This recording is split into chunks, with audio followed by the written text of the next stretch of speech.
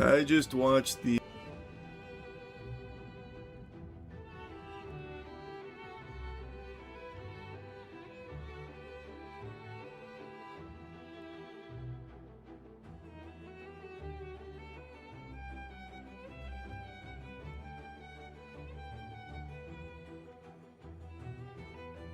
Alright.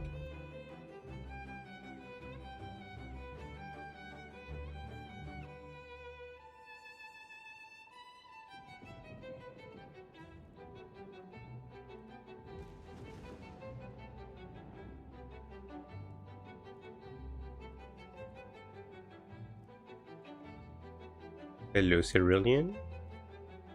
Alright, let me adjust this. Pull the...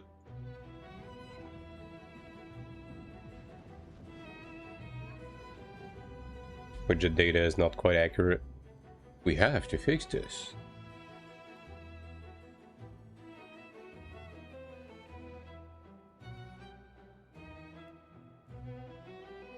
We don't have 100 subs, we have 99. There we go. At roster, fellow shy. Finally, my work entertainment has arrived. Yeah. I'm streaming earlier than I would usually, but you know, I figured, fuck it, we ball. There's a lot to do today, so you know, might as well.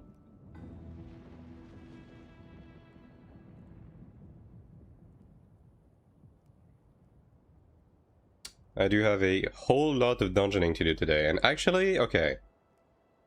I'm probably gonna be able to craft my Horn Dragon Guard as soon as I empty out my energy. Yeah. I think that's gonna be right enough, like just about enough, because I'm missing like 120 million, like around that.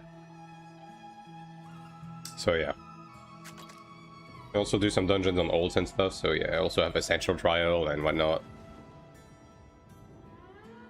5 AM stream was early, it's almost 12. Yeah, I mean, I usually like stream into the patch notes, right? It's always interesting to like look at the notes together. At Astral. Probably gonna do Essential Trial as an appetizer, and then I'll get into some dungeoning. Yeah. Give people some time to join the stream, you know?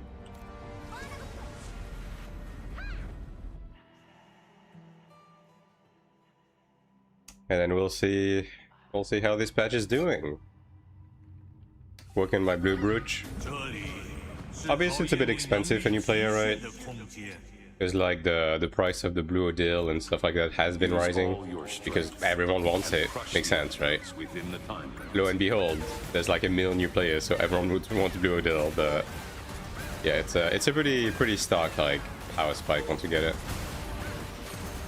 Expensive to craft, yeah. I think. Obviously, there's the 3 mil baseline, right? And then I think Blue Odile is like 50k per now, right? And you need 120? So, yeah. You're gonna spend like around 10 mil per brooch in total. Just about. Which, you know, it sounds intimidating, but it's not that much in the grand scheme of things.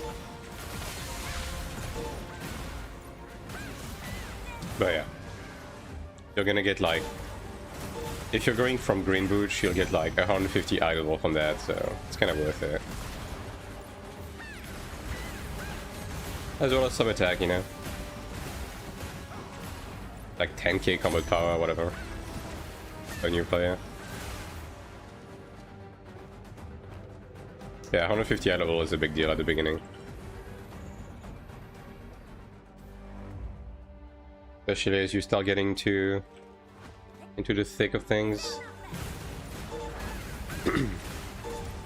4.6k, yeah. Like once you're around 4.6k, like above 400k combat power, like you should be able to start doing corroded and stuff like that. Obviously, you should figure out your Arcana situation a bit before you do that if you haven't already. But yeah. I would recommend, if you do plan on doing Corroded Sanctuary, to like do it as early in the week as possible. Because like the longer you wait, the harder it's gonna be to find groups that will be willing to take new players. Like at the beginning of the week like that, like you can probably just make a group and people are gonna jump in, especially if you have the Sprout badge. Like it's pretty good value to help new players in Sanctuary.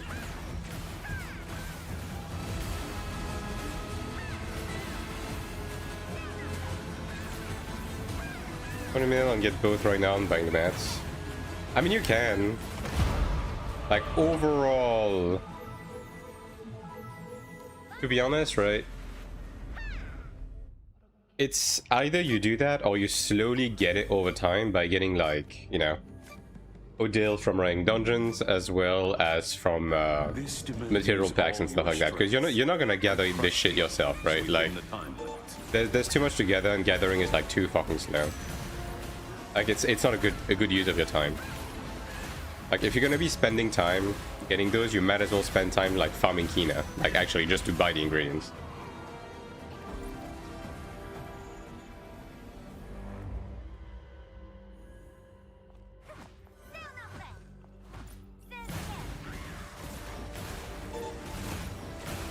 You get so for this week, yeah. Ultimately, like, you don't necessarily need the blue brooch off rip to start doing stuff like Transcendence, right? So you can get into like a Chromede run, start farming, start getting some cards that's gonna get you some Kina too.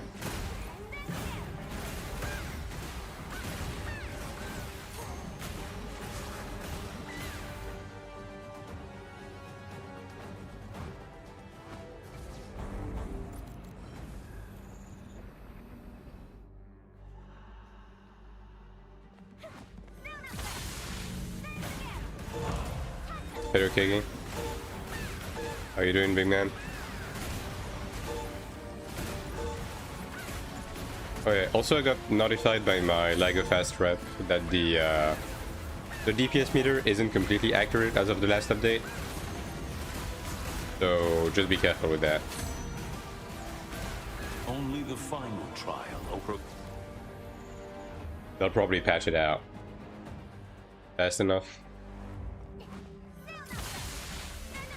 Vacation start this week, so I'm chilling. Hell yeah, brother. How are you? I'm doing alright. Doing pretty good. Reset day is always fun.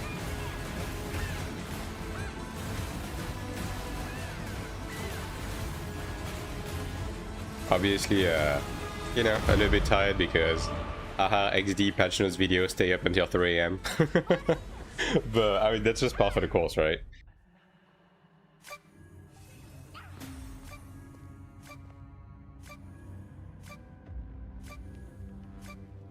This dimension, use all your strength and crush the enemies within the time limit. But yeah, tons to do today. I'm gonna, like, I have some good progression this week coming my way. Like, I will be able to make my Horn Dragon Guard this week.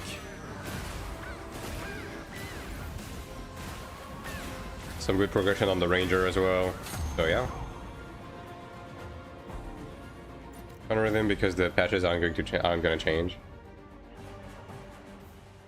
I mean, it's fine for now, right?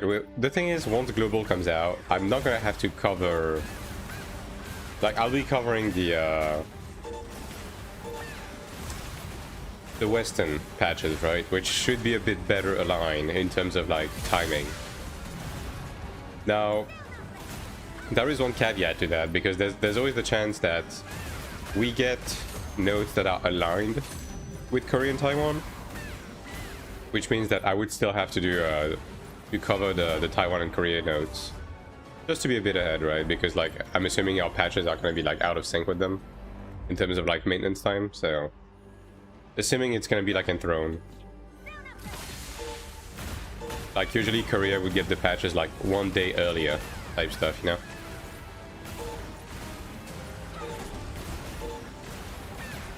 Okay, we'll see.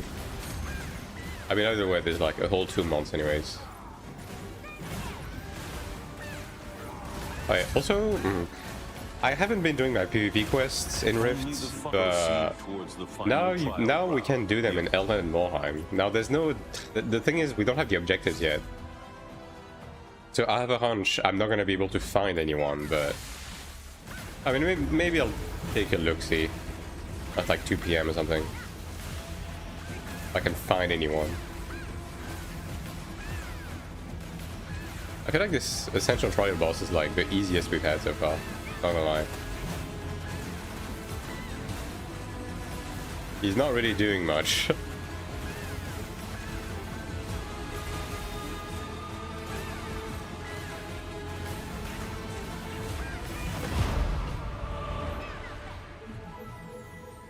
Alright, that's everything.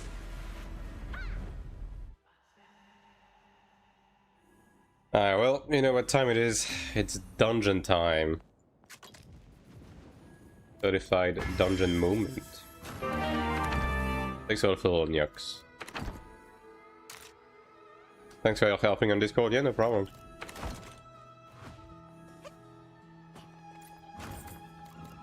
I took a break from answering because I was making the patch notes video, but you know. If I'm around, like, I'll answer questions regardless. Okay.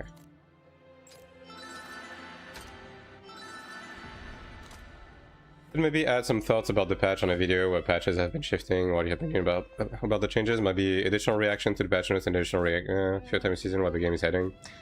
Yeah, I mean, I did do one for chapter 1, right? Like, I did a week 1, like, thoughts so far, and I'm probably gonna continue doing them as the patch evolves, right? Overall, for, like, individual patch notes reaction, I have the, that's why I'm doing the live patch notes reaction on the day of the patch, right? So, like, I have the separate, like, live where I discuss the patch with viewers when the server is down, and then I have the patch notes video that is like a bit more formal and just like provides the information with no bullshit around it, you know what I mean? Okay.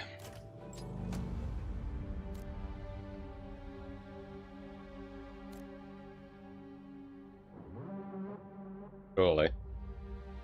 Come on. Man. Deadass? That's fucked up.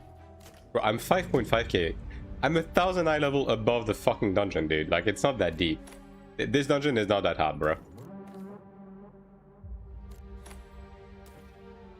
Add a reaction to a video format because it's still good content. I mean, it is in video format, it's just in the live tab, right? The thing is, I don't really want to flood my channel, if that makes sense. Because, like, I don't want to make, you know, 2 videos over the same patch notes type stuff. Like, the thing is, if people want to see my live reaction and discussion about it, they can just look at the live, right? I'm not trying to milk or monetize it, you know what I mean? And I think the people know at this point that I do live reaction of them. So much I did ready for dungeons? Yeah, reset day is always fun.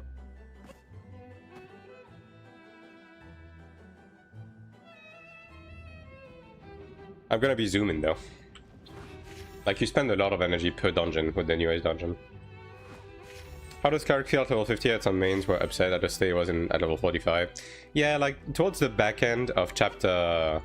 of season 3, like, Cleric was a bit... It was in a bit of a rough spot. It's better now.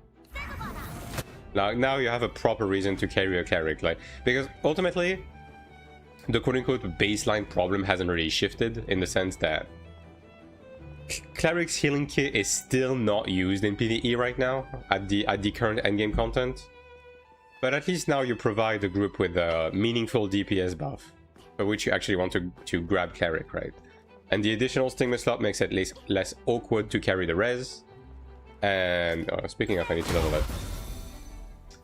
And also,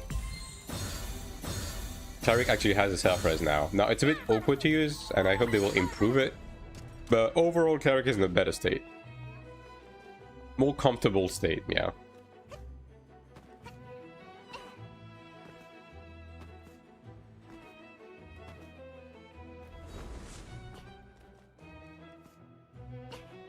Can do Sanc too because everyone is asking for 500-600k. Yeah, I mean, typically speaking, you just want to make your own groups or stuff like that. Like, reach around 400k. And especially if you have the Sprout badge, if you make your own group, people are gonna come in. Trust me.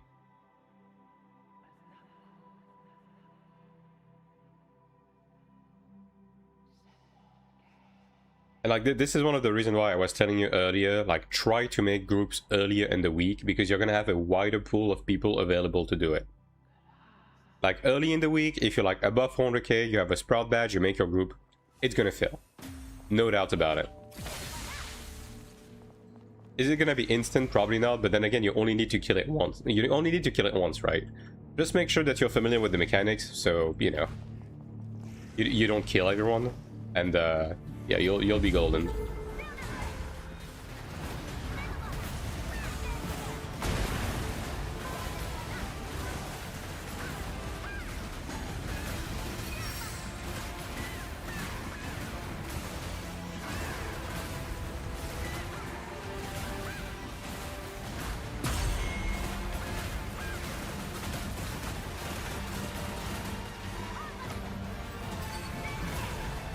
And these melees will never learn that you should not stand on these swords, man. It's the one mechanic this boss has, come on. Can make a guide how to get 3.5, I'm 2.5, I'm lost and stuck. If you want, like on the growth side, you will need to have the sub, and you will need to grab the growth tokens from the sub shop to activate the growth pass. If you don't have that, you're gonna be kind of stuck like in season 2 type progression. In order to make it to your content so I can make crazy key now? Yeah.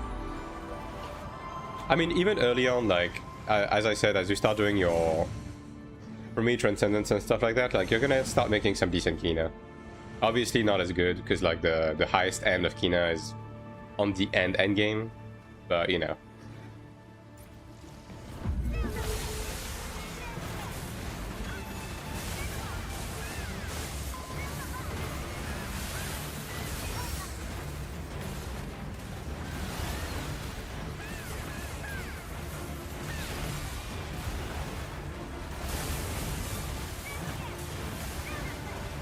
This guy's using Powder Storm. That's a bit annoying. Like, I hope they fix the fact that Powder Storm overrides Earth's Blessing regardless. Because it shouldn't.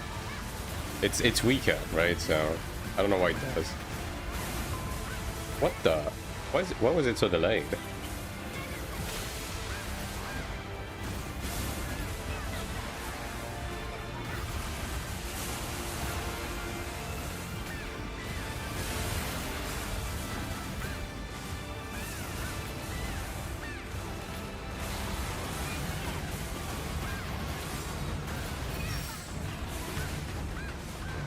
Right, the stack after that. Keep forgetting about it.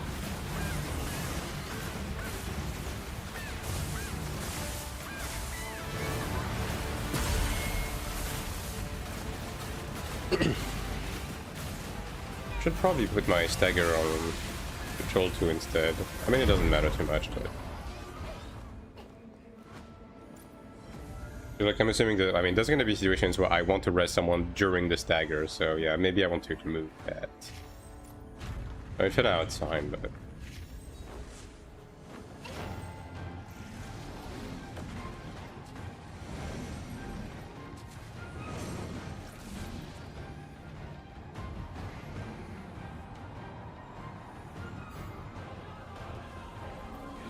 Wait for the gear to be Diamond 5? Yeah. On gold gear, it's not that expensive. Like, it shouldn't take you too long.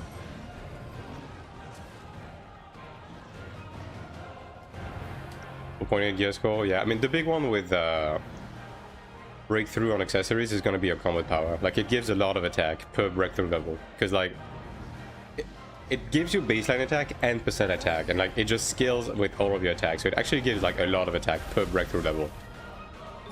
Yeah.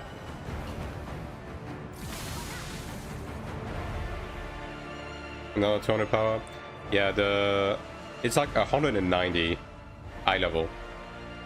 In terms of combat power, it doesn't translate to like all that much. I mean, it's still like a decent amount of attack and stuff like that, but mostly eye level.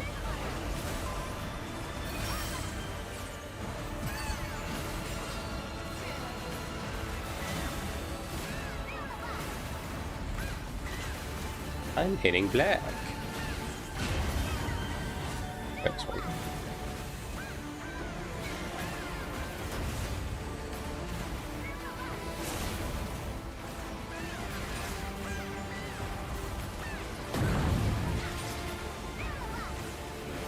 And it's pretty low investment to get the key in the hourglass because it's 100% drop rate from the new Transcendence, right? Oh yeah, right. I forgot you can do that. I mean, I have self-res, so it's okay. Is okay.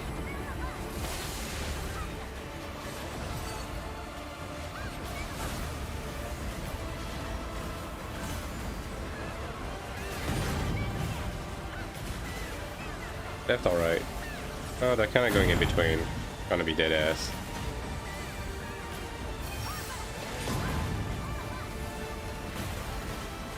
Oh, it's kind of working out. Kinda. What are you starting on global? So appreciate the guide helping you get to 4.3k level? Yeah, no problem. Do you mean in terms of class? I'm not entirely decided on my class just yet. but it's probably going to be a support adjacent class, right? So, like Templar Chanta type stuff. Probably not Cleric again. And thanks for the follow, Nishi.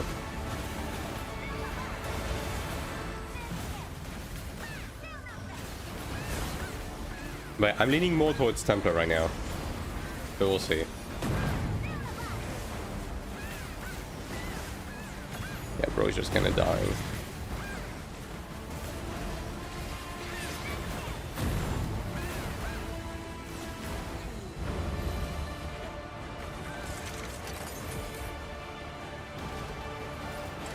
Might play Cleric on Global, but it's a hard choice. Rangers are good. Yeah. I mean, honestly, just focus on the archetype itself, I would say.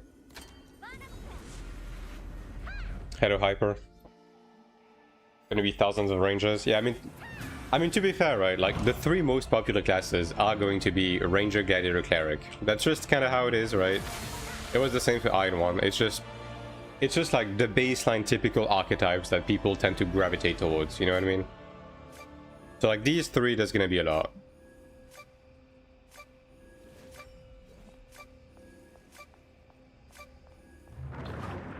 Alright, well, I did get some orange transfer fragments back, so I hope I get some lava hard gear this week. That'd be nice.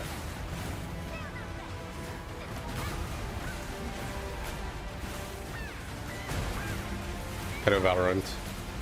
I played Gladiator on Taiwan, but I might play a main Sorc on Global. Good Sorcs that play are insane. The Sorc stonks have reason a decent amount, yeah. Like, right now, Sorc is in a pretty good spot, yeah. Like, it's more of a, like, you know, damage-focused class, but it does a lot of damage.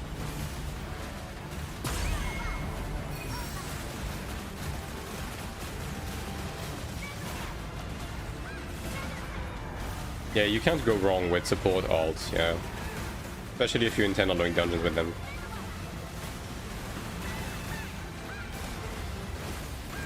I'm probably gonna do the same, admittedly. I mean, I'm probably gonna have a Ranger ult again. Abyss farming for like closet progression. And the potential slot farming as well. But yeah. Because like at some point, it's gonna get to a point where I'll have to grind for potential stuns, right? And if I'm gonna do that, I might as well also grind for closet progression at the same time. So I'm likely gonna make a Ranger ult just purely for that goal.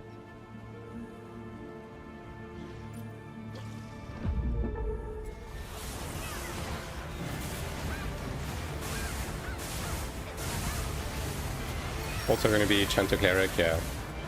It's a safe bet.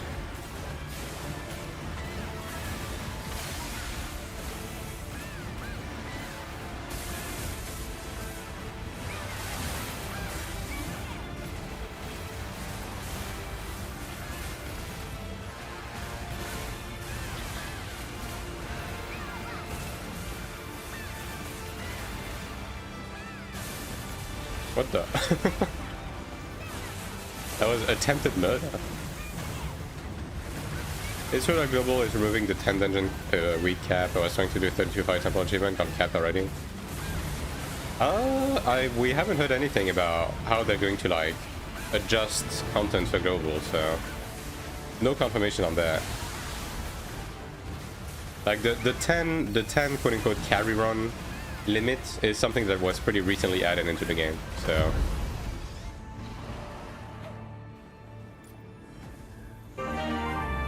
And thanks for the photo, Brave Hero.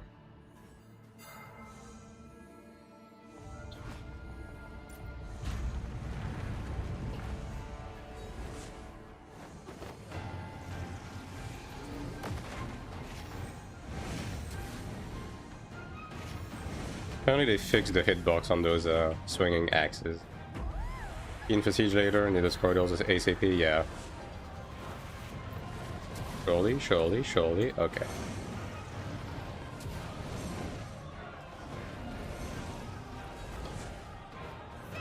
High risk, low reward, hell yeah.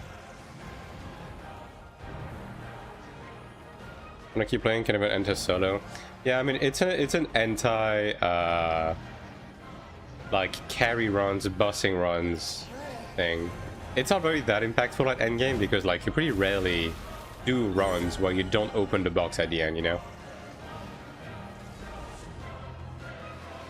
We'll still play Cleric on Global, why not Channer? I don't plan on playing Cleric on Global now. I'm probably going to play either Templar or Chanta. Depending on like, you know, how the balance is looking at the given time. Because they will fit what I want to do better.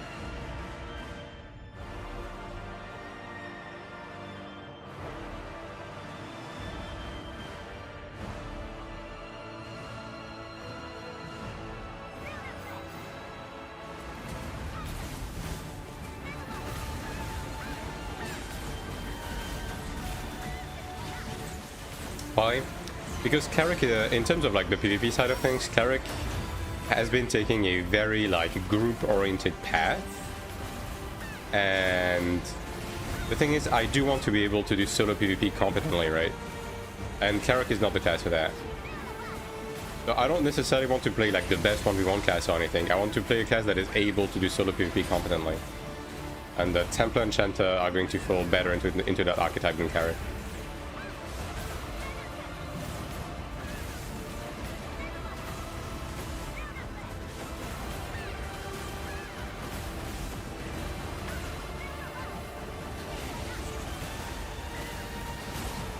One sort of PvP at all for no problem for me? Yeah.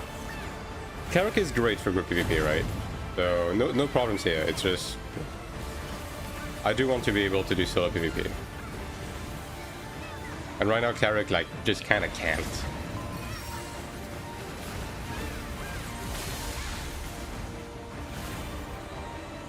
Quite nice.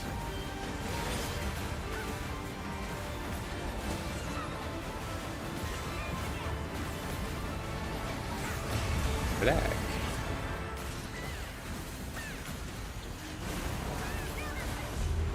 Yeah.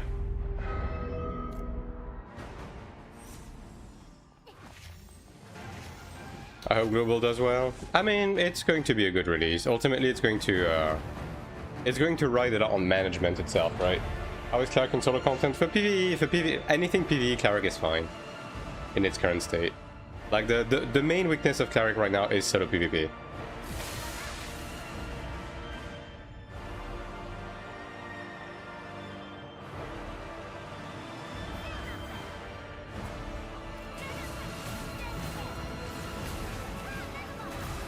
Go on EU, or maybe we'll play together, we'll play Channer. Yeah, I'm in EU. I'll be playing on the EU servers.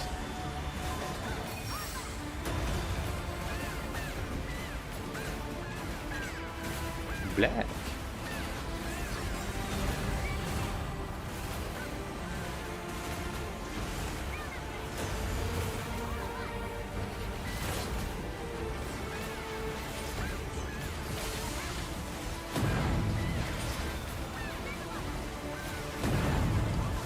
Let's change balance.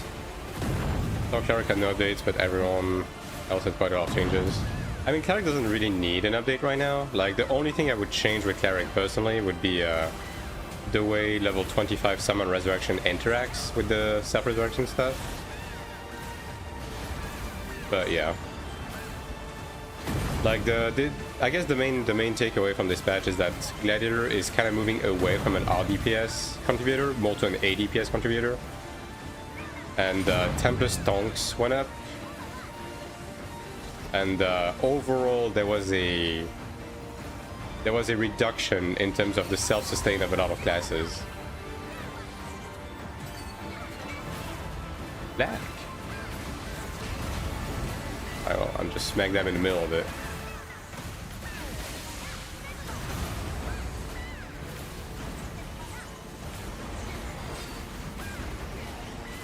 Oh, and Assassin is definitely back at the top of the DPS now. Like, the elusive clone change is quite big.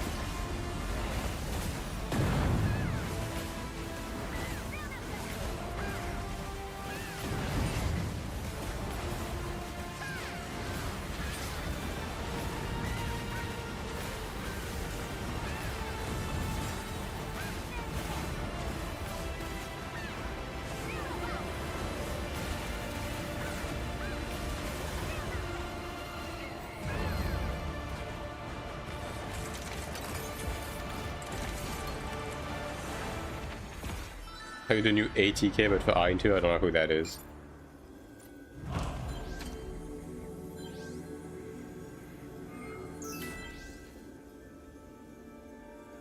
Oh, we lost the gladiator. Unfortunate.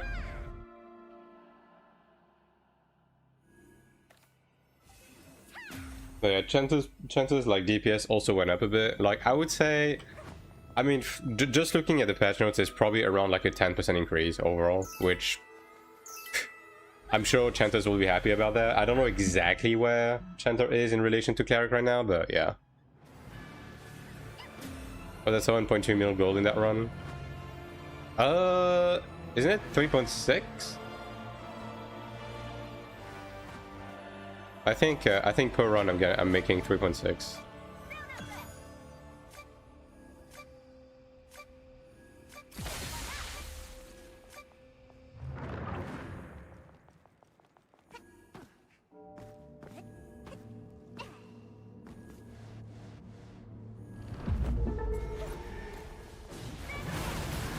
But I'm missing like 120 million Kina right now to be able to make my Horn Dragon Guard, which if I run everything I should be able to get. So great things are happening. I do hope I'll get a Splendid proc. So I don't have to spend an additional 100 million. I haven't gotten Splendid procs in shit in a long ass time, so be nice if the game threw me a bone.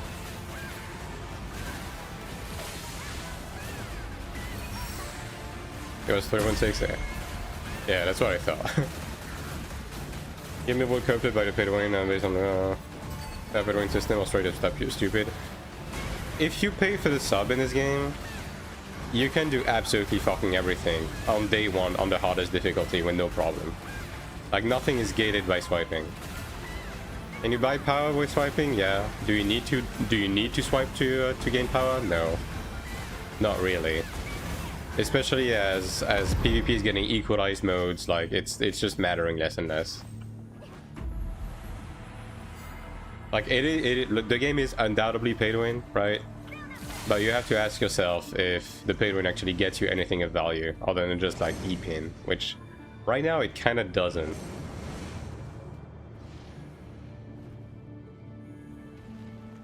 Like I haven't spent shit on Taiwan. And in spite of the fact that, you know, the game was a lot less friendly to like non-swiping users early on and stuff like that, I've always been able to do the latest content as soon as it came out. So yeah, like I'm fine by that, and I'm not even like trying particularly hard on Taiwan, you know. I feel like it follows you for longer now. Yeah, the thing is, yeah, if people are just standing at melee, you can't really dodge it now. Oh yeah, I have to change my spec on Defiance too. Yeah, that's right.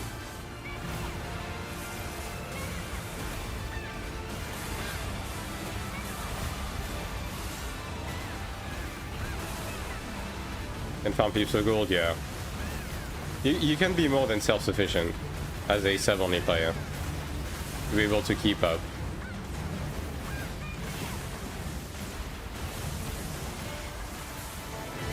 Especially because, like,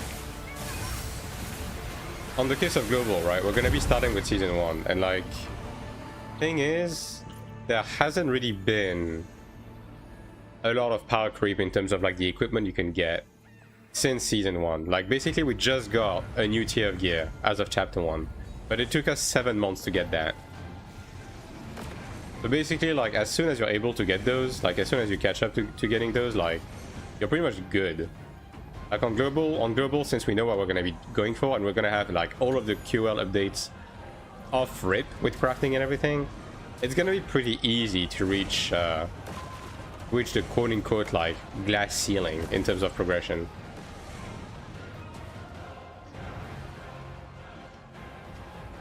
So yeah, I don't see like pay to win being a problem, like, at all. As long as, you know, as long as they don't add some like dumb shit into the game, which, you know, NCSoft is prone to do, right? So, you know, knock on wood. But as of right now, at least, the game is like, honestly, very like sub-only friendly. 3.2, 3.4k gear score on global. It's going to depend on like how they handle progression on global, because like I have a hunch we won't have stuff like Horn Dragon equipment from day one. Because you can tell they regretted giving us Horn Dragon from day one. It was just bad for the game's progression. So we're probably going to be capped to like Ebony on Season 1, and then Crimson on Season 2, and then they're going to add Horn Dragon on Season 3 or something. Black. You're early today? Yeah, it's reset day. I feel like farming, so we're here. Also, like, there's a lot to do today, so yeah.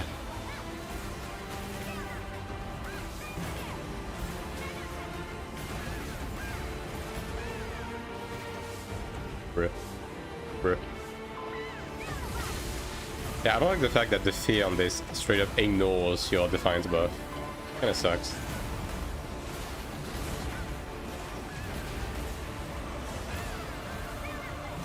Do you think Cleric or Chat up ult? I think like both are good options for ulting.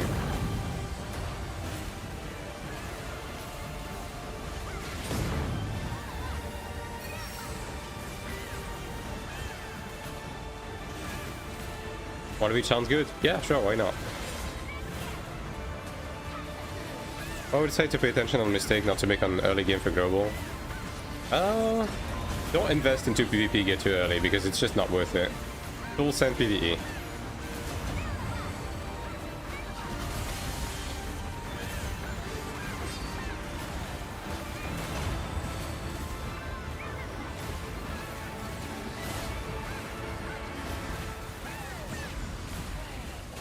I mean, there's a couple of things, right? And I'll be making videos covering kind of what you want to go for early on global, but yeah. I would say that's the biggest one. Like, don't waste your time with PvP equipment early on. It's not gonna get you anything, it's just going to, like, drag you behind. Non-enhance, just do what it is. I mean, that doesn't matter too much because you can recoup it anyways, right? But yeah, like, during your leveling process, you don't really need to enhance anything. Like that with all the boosts, I can feel what the real progression is like, got a better idea of how to progress on global release. I mean, the problem if you do that, like right now on Korea and Taiwan, is there's not many people in the early game, especially because of the boost, right?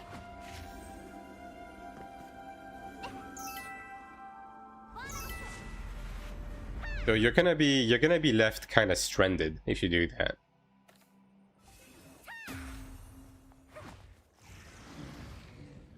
Because like the progression early on in like early season 1 is gonna feel very different. Even if you like try to simulate here, it's gonna be very different. Because like the economy is gonna be different. Like the player concentration is gonna be different. Some clips with macros and skill setup for Korean, Taiwan, and global for Cleric, of course. Not really. I mean, I can just show you. Like, this is the macro I'm using. So E into right click, and then yeah, that's pretty much it. I'm not really using LMB because I'm not building into it, although LMB is a lot better than it used to be now, so you can actually lean into it alongside Bolt. But LMB weaving is pretty uncomfortable at 200 ping, and also I'm not built for it, so I'm not using it.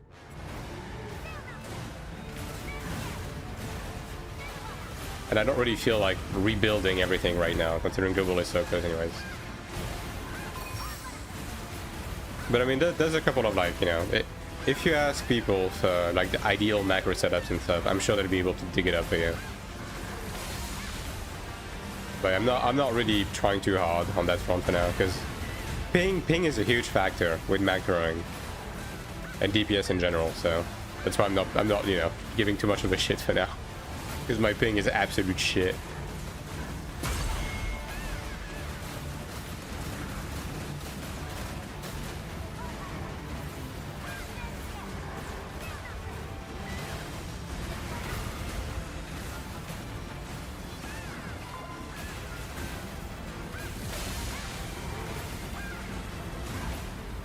And like for my other classes, I have the same macro setup, except I have a mouse software macro that also spams LMB to weave in at every opportunity. And it works well. It works well for what it is.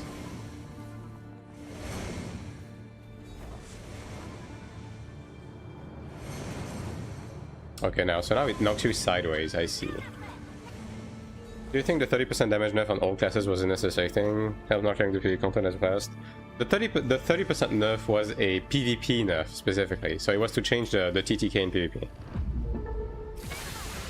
And overall, yeah, I would say it was necessary. The TTK was getting a bit silly, especially as people was especially as people were getting their hands on the potential high commander weapon. Like, the TTK was crazy. What's your opinion on Brawler? I don't really have an opinion on Brawler right now, because I don't play the class, and there's just no brawlers at like endgame right now. So yeah, no opinions for now.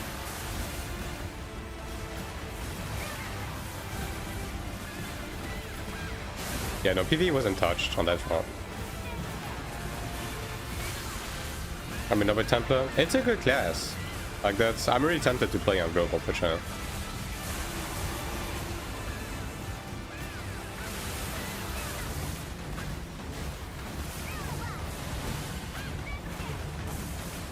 PvE content was being melted.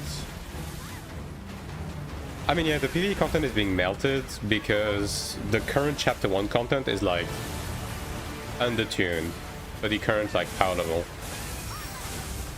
So we're gonna have to wait until we get, like, you know, more serious PvE content.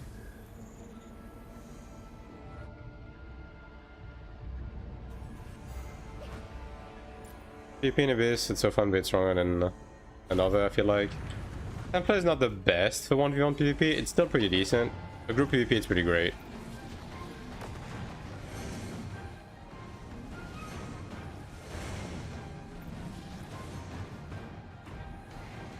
Is there any FOMO content in the game? I mean, depends what your definition of FOMO is. If you mean, like, you know, limited time content, oh my god, play it now or suffer forever. Not really. Like, it's pretty... Like, it's pretty run-of-the-mill, like, MMO progression. I mean, they did have, I guess the biggest thing you could like call FOMO would be, they had a race reward for the last raid. So, like, the first 20 teams to kill the raid would get, like, a special mount and title. But, like, that's about the extent of it.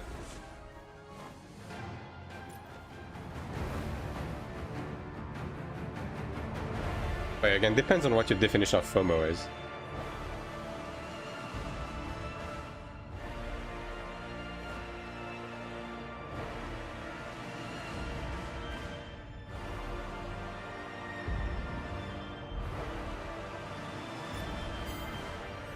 I think you're missing the definition of FOMO, Rostov. It feels of missing out. So, like, you know, limited time content, do it now or miss it forever type stuff, you know?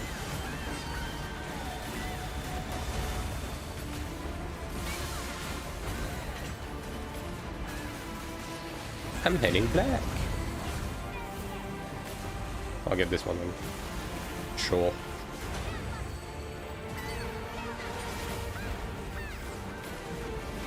Next item that you can't get anymore. There's not really any of that in this game. I mean, I guess there's, like, you know, limited time, like, you know, skins in the shops, although they have been doing reruns. So not even that anymore. But, like, as I said, the only thing you could really describe as FOMO that they've made was the race items for the latest raid, which I think is fine. I think it's fine to have, like, those kind of rewards. Yeah.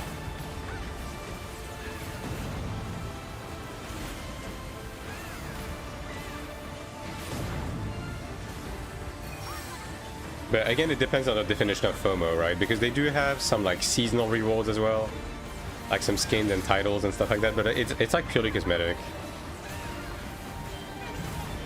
And, like, every season has them. Like gold.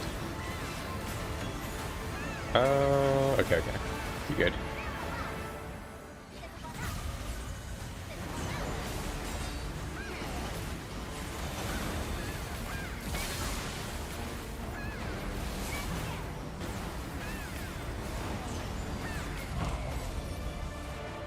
Yeah, this boss just kind of dies, like, that's the thing, right?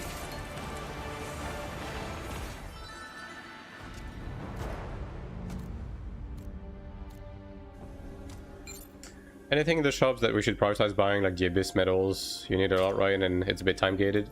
Yeah. If you want to eventually make your PvP equipment, you will want to like buy your AP medals. Like you will want to be officer as fast as possible to start buying your gold medals like early into the season. Platinum medals, honestly, just forget about it, especially on Taiwan, because like you need to be general or above to buy the platinum medals every week, and the rankings are pretty contested. And on Taiwan, there's a lot of like piloting stuff, so yeah, not really worth your time.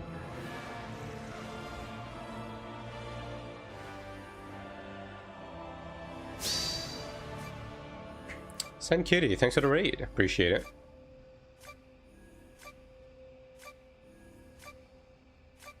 Big raid.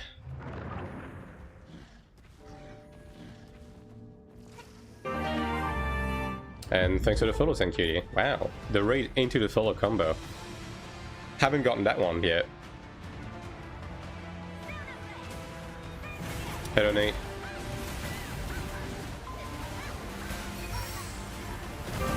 Did you see the patch notes? Yeah, I did. I did my usual like patch notes coverage. And thanks for the little dad Luigi. Good name. How's it going? I'm doing quite alright. How about you? You know, reset day is always fun. Some good progression ahead of me. Yeah, love to see it. Love your content? Thanks. There's more where that came from.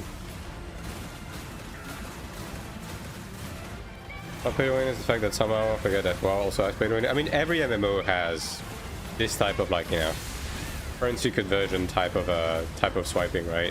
At the end of the day, like the existence of pay to win is not the problem. It's if the game is building around that pay to win, like oh, you need to swipe to do the end game raid and stuff like that, right? Which AION2 isn't doing right now. So you know, again, you kind of have to be on the lookout because NCSoft is a bunch of like, you know, grubby bastards, and they have a track record, but at least as of now it's not the case. So you know, enjoy the game for what it is.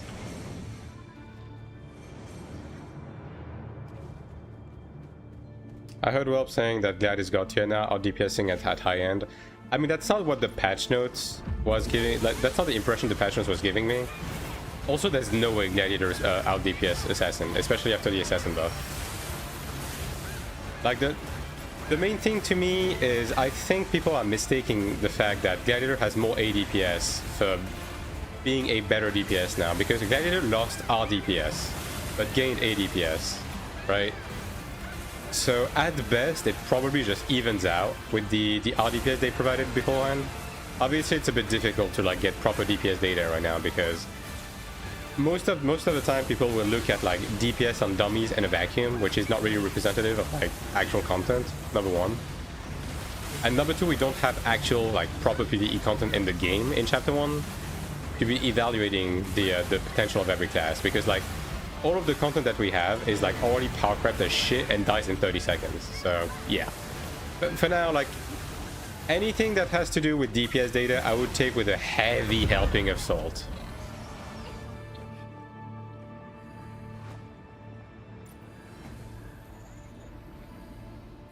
What is Sin Assassin? I heard they're trying to change that image. I mean, they have been, right? And so far with AION2, they have upheld their promises, right? But you know, again, it's NCSoft, so just, you know.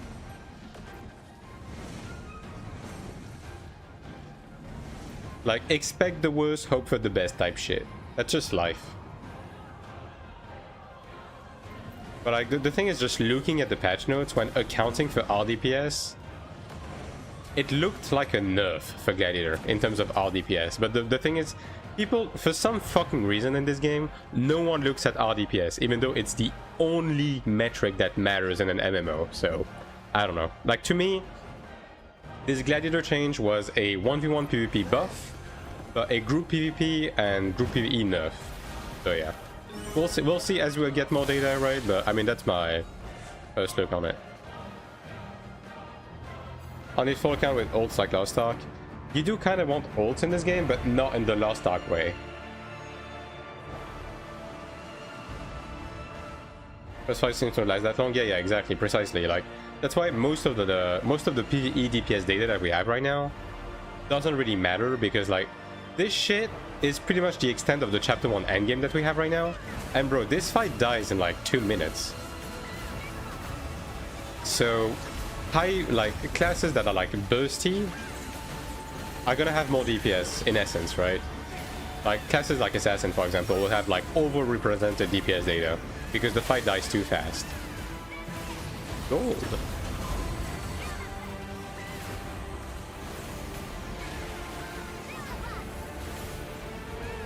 So yeah, again for now, like just take everything with a huge grain of salt.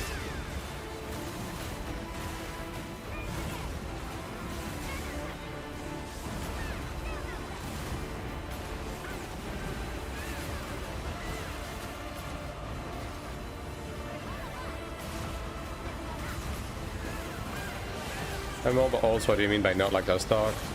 In the sense that the main thing that you do with ults in this game is stuff like Essential Trial and Abyssal Corridors when it comes to like helping your main's progression. You can also run dungeons with them, but if you want to do that, you're gonna have to push them to basically be like a second main, right? Which most people will not do. And stuff like Essential Trial and Corridors literally just take a couple of minutes per week, and it's really low investment. Like you don't need to push your ults at all to be able to do them. Gold.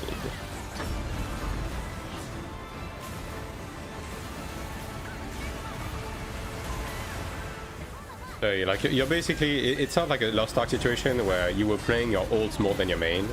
It's more so you're playing a bit of ult to substantiate your main, right? And then if you want to play your ult more because you want to play the game more, you can push it to be like a second main to get more resources. But you're not really forced into that. Wow, 2 Philistines. Crazy.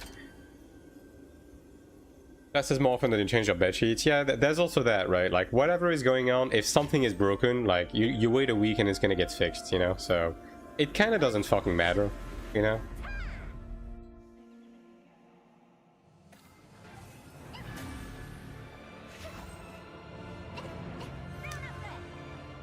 I mean, I do believe that if you want an optimal start on Global, you will want to make as many ults as possible at the beginning. Mainly because, as I said, of stuff like Essential Trial as well as Corridors to get that progression going as fast as possible. And I do believe that the early dungeons probably will not have Bound Kina on Global, right? Because they're going to be part of the endgame. So there's a chance that running ults for extra Kina will be profitable at the beginning of Global. But we'll see. Like, this is just like speculation at this point, you know? Like me personally, I can tell you I will be making 8 characters on the first week of Global. If only just for Essential Trial and Corridors. In patch on Global like every week balance patch. Global is probably just going to follow the season 1 through 3 like pipeline. And then when it comes to the patches every week, we're gonna get the same QL and update patches as Korea, even though we are behind on the patch themselves. That's probably what's gonna be happening. And like Global is going to start with whatever QL and balance Korea has like at that time. Shugo is still individual character? No. Shugo is a server now in terms of the entries. So you just do them on your main and that's it. And thanks for the follow. Thanks for the follow. Ugandan Sniper 67. Wow, that's a name. That is a name that exists on Twitch.tv. I don't want to make AION2 the same thing as Lost Ark. I want to make 1 to alt max. And I mean, at the end of the day, the world is your oyster, right? And I don't think you need to make ults. It's just that for me, when it comes to closet progression and getting mana stones and stuff like that, and enhancement stones, I think it is worth it to make ults just for that, because it's really low investment. Making the same race, or doesn't matter. You do need to make them on the same server, so same race as a result. Share armor and weapons. Some of the systems are shared across your ults, but anything that has to do with gear isn't. But again, like, if you just want to do Essential Trial on Corridors, like, you don't need a lot of gear at all. Like you can just get like a baseline really fast, and then that's gonna be enough, and you can just like essentially abandon them outside of just running the content every week. Like that's what I'm doing with the majority of my ults actually.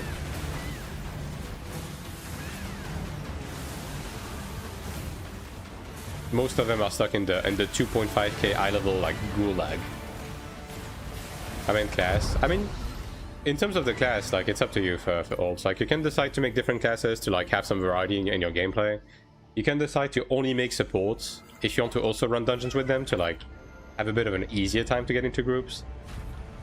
Like you can decide to make the same class as your main, so you don't have to like think about changing your playstyle, although you don't even really need to do that anyways. Like it's up to you entirely. I wouldn't say there's like a better pipeline than another. Do you like the Templar changes in the recent balance patch? I mean, yeah. It's making Templar more of a group man, you know what I mean? It's more of the support tank, right? The only thing that I'm worried about is Gladiator is supposed to be the DPS tank, and I'm worried that in terms of its RDPS, Gladiator is not going to be ahead enough of Templar, but again, we just need more DPS data.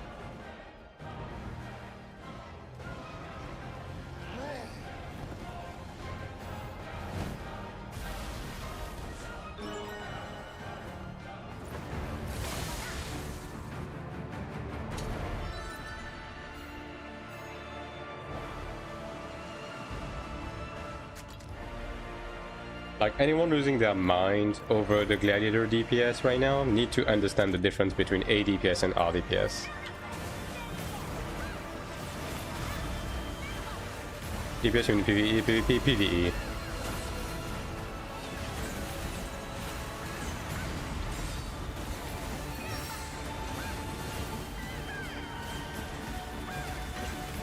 I'm hitting black.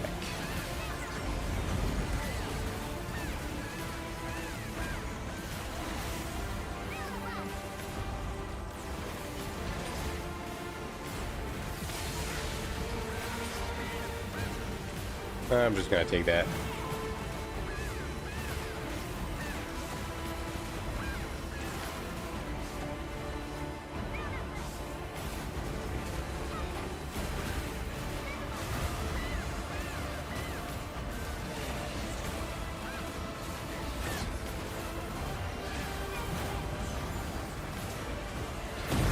Moving us to get some more lava hard gear, man. Last week was kind of tragic, honestly. I mean, I did get one at the end of the day, right? But yeah, give me like a chest piece or something. Okay, well, we're probably not going to like do that.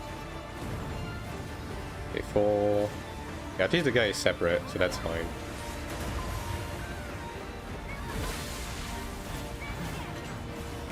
I'm hitting gold.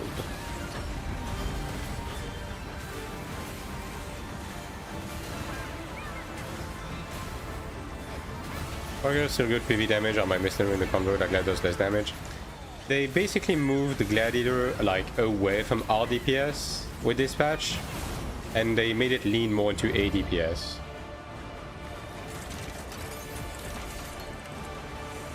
So yeah, we have to see how impactful that change is overall. Like Gladiator is less of a group buffer now, and it's more of a selfish DPS. Like basically Templar is more of a group buffer kind of type shit. I mean, you know, Gladiator still has life-stealing blade, so yeah, have to see how the RDPS is. But the thing is, it's so hard to quantify RDPS in this game because you don't really get the information from the in-game DPS meter outside of stuff like predation, which is not enough. But I'm assuming NCSoft has the data, right? So surely they're balancing this properly. This MMO dungeon instant type of MMO, like AION2 is very much like a modern theme park MMO, yeah.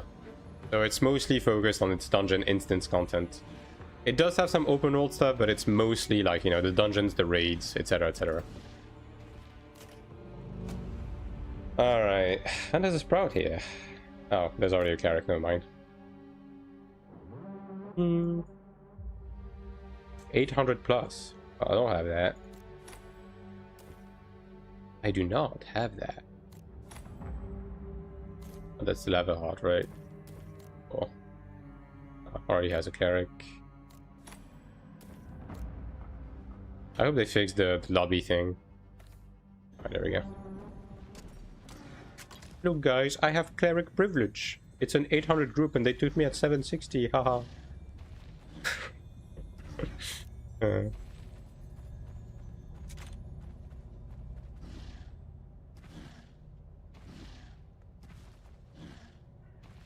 Gladiator, from what I heard, was supposed to be the melee DPS, was turned into a tank or buff from previous season. Gladiator was always a tank in this game. People are mistaking it for the fact that Gladiator was doing okay damage in AION2, but Gladiator was always very much a tank in this game.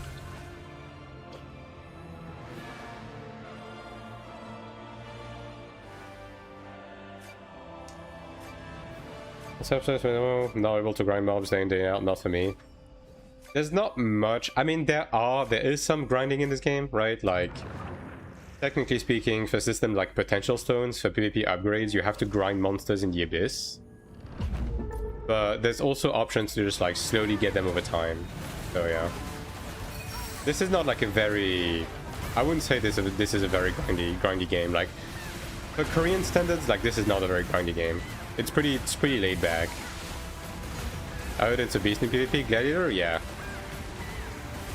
Like, Gladiator is one of the better 1v1 casters, for sure.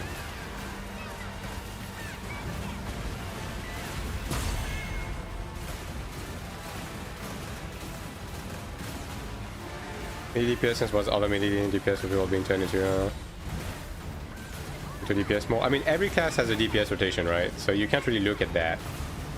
It's more so about the role in itself, because like this is a Trinity game, you know.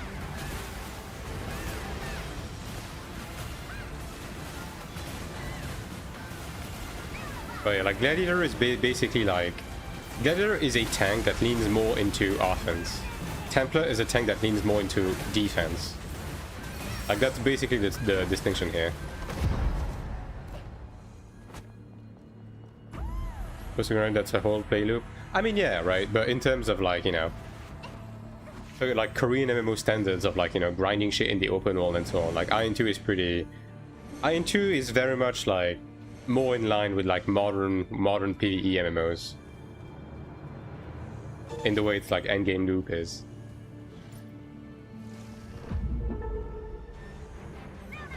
Did you play healer in other MMOs before? Yeah, I mean, I play every class in every MMO.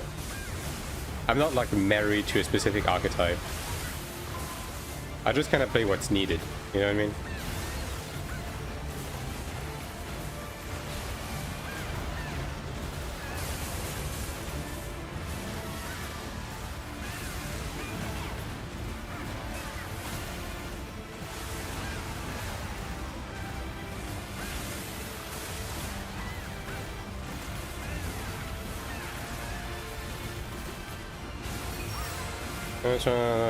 Big part of MMORPG. I mean, honestly, like genuinely, in terms of like how grindy it is, like AION2 is not a very grindy game. I'll tell you that. And like the grind that there is, like if you consider stuff like, you know, running a weekly dungeons and stuff as a grind, like it's fucking chill, and it's not bothersome or boring. You know what I mean? So yeah, on that front.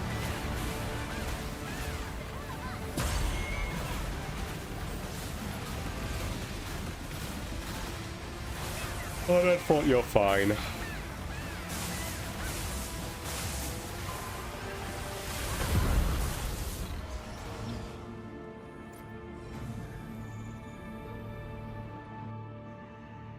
Like, I would argue that AION2 doesn't have enough grinds. You know, that was actually one of my complaints, right? Because AION2 is lacking some sort of like long-term grinds. You know what I mean? Like most MMOs has one of these. Like you guys know what I mean. Like ultimate weapons and stuff like Miragent and Fenris on AION1, you know what I mean? Like some sort of like side activity that is just like purely a grind that you do long term. Yeah, it's kind of missing one of those, arguably. Crafted gear. I mean, the thing with crafted gear is it's economy based purely, right? So like if you have the money, you can just buy it. I make more so like an actual like thing that you pursue that is like a long-term goal, you know? How would you rate Cleric in this game in terms of difficulty, fun, and strength? I wouldn't say any class is particularly difficult to play in this game. But as far as, like, you know, healing classes go, I would say Cleric is a fun support to play in terms of, like, its gameplay, because you still have a main DPS rotation, and the healing is pretty plug and play. Like, you don't have to target party members. Like, all of your heals are either AoEs or automatically target the lowest health member of your group. So basically, Cleric is you do DPS, and if someone drops low in health, you just need to make sure to be in range to heal, and like that's it.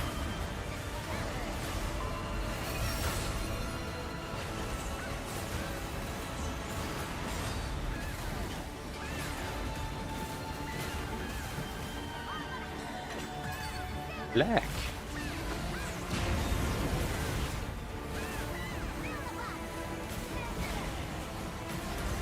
Running dailies on under you have to film like one of characters in AION. You don't really. First of all, this game doesn't really have dailies, right? Like pretty much everything is like weekly based in this game. And in terms of like grinding stuff on ults to funnel to your main, like as I said, there's not too much of that in this game. Like there is some of it, but most of it isn't very time consuming. And again, it's mostly on like a weekly basis. Just takes a couple of minutes per week if you want to do that. Again, you can push an ult to like run dungeons to make more keen and stuff like that, but if you do that, you're kind of gonna want to push that ult on almost the same level as like a second main. So, and I wouldn't say it's necessary per se.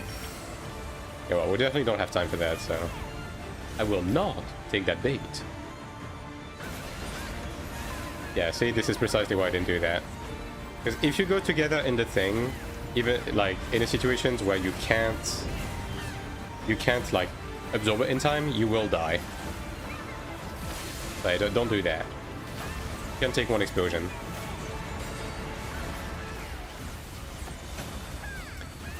Not running Chanter Cleric on global. Cleric seems weak compared to Chanter in the actual meta. I wouldn't say Cleric is particularly weak in the current meta. Like the one thing that Cleric is really bad at is solo PvP, but for the rest I would say Cleric is in a decent spot. Like right now. Towards the back end of Season 3, like it was kinda... Cleric was kinda pathetic, but after the Chapter 1 update, I think it's in a much better spot.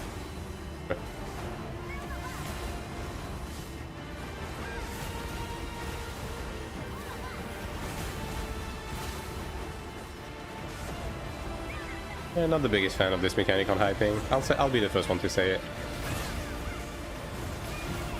But like for global, I'm gonna be playing probably either Templar or Chanter, but for different reasons.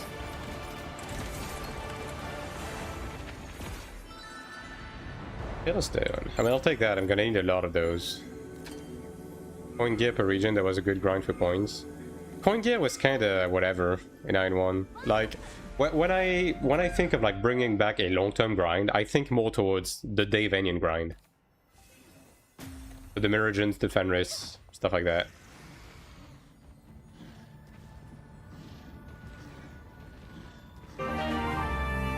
Thanks for Quick Live. Or was it Quick Live?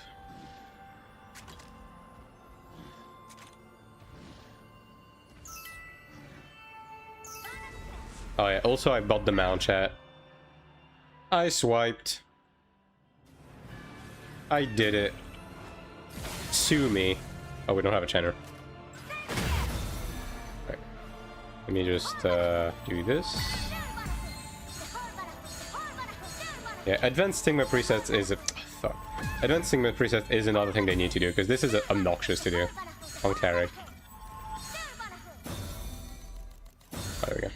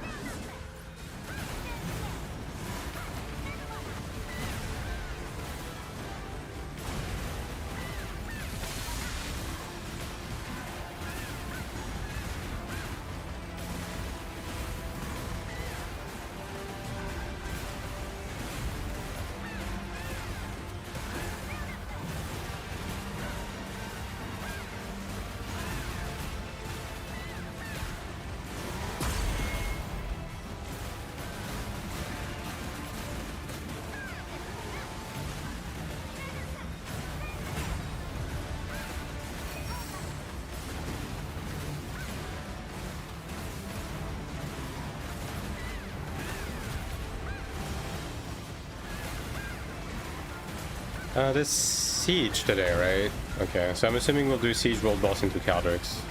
Yeah.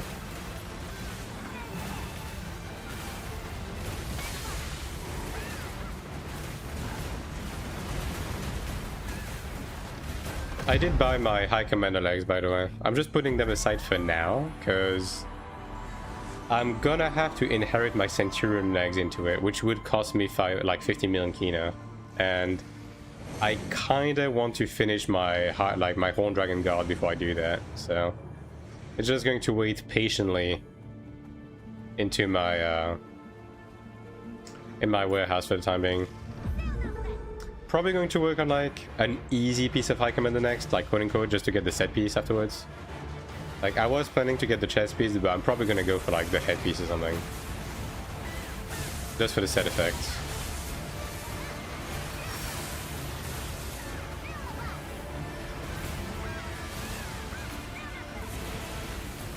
And yeah, I'm just gonna continue to lean into block, like whatever. At this point, it's too late into Taiwan's like lifespan for me to be doing a full genius swap for PvP anyways.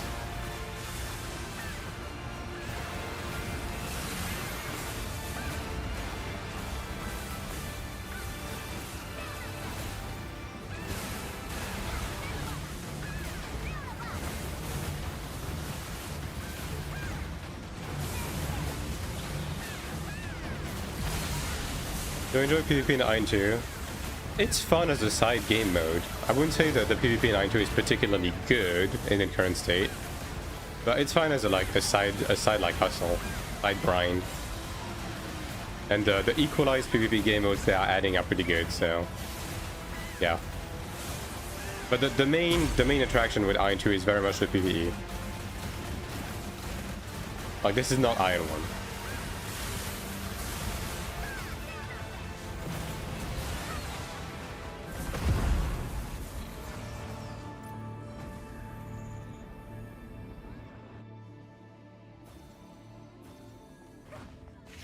Like the combat system is too simple for PvP to be like overly interesting. So yeah, it's more so like a fun thing to do on the side, and like an additional progression thing for your character.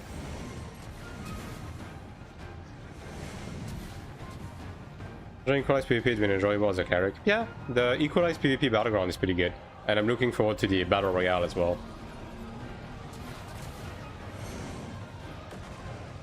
I'm actually probably gonna start doing the battleground on more characters though, because like it does give you Astral Bolt fragments. So you know, just for the sake of getting the fragments, I'm probably gonna do it. That collection system was more like Lost Star cards, where you reach maximum 1 creature, then extra XP from something like Insight Crystals. It is exactly like that, Sailors. It is exactly like that. And in fact, the system is called Insight.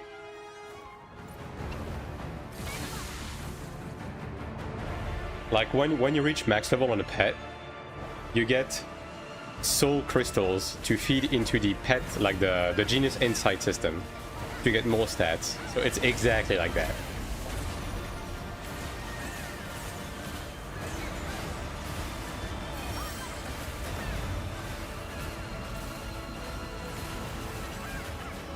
Black.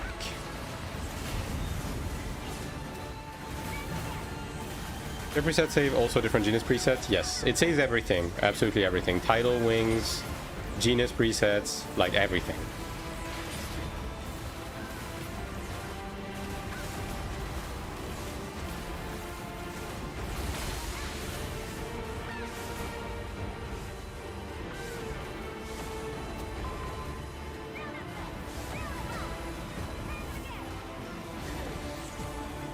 Thing with presets? Yes, absolutely everything.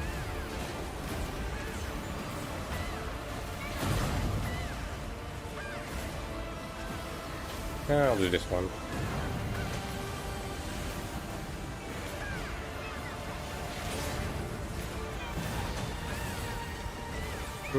I don't know if this is a good idea. Okay, this guy's stacking on us. Fuck that. You guys can have fun. Oh man, I still died. I'm hitting gold. Okay, these are a bit spread though. Okay, maybe? Okay, we're good. Good adjust. And it includes superior stigmas. It's just that when it comes to superior stigmas, we need a separate reset, to be honest.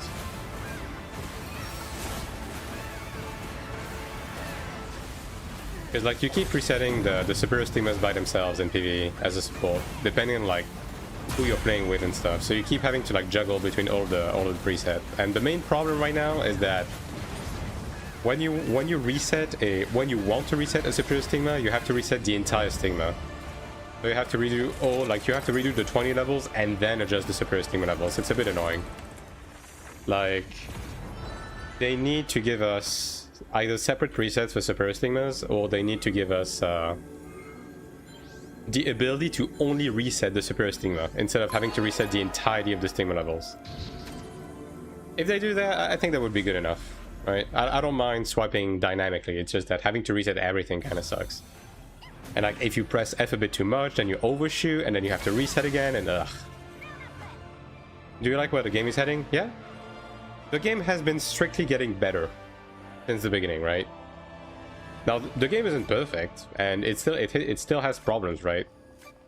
But overall, like, the game is in a good state right now. Like, if the game was to release in global right now, I think it would be in a good enough state to do so. Isn't this on mobile? It has a mobile client, but the game is fucking unplayable on mobile. Like, no one plays this on mobile. I mean, it's to the point where mobile is not going to be available on global, because they know. They know that shit is not playable on mobile. They fucking know.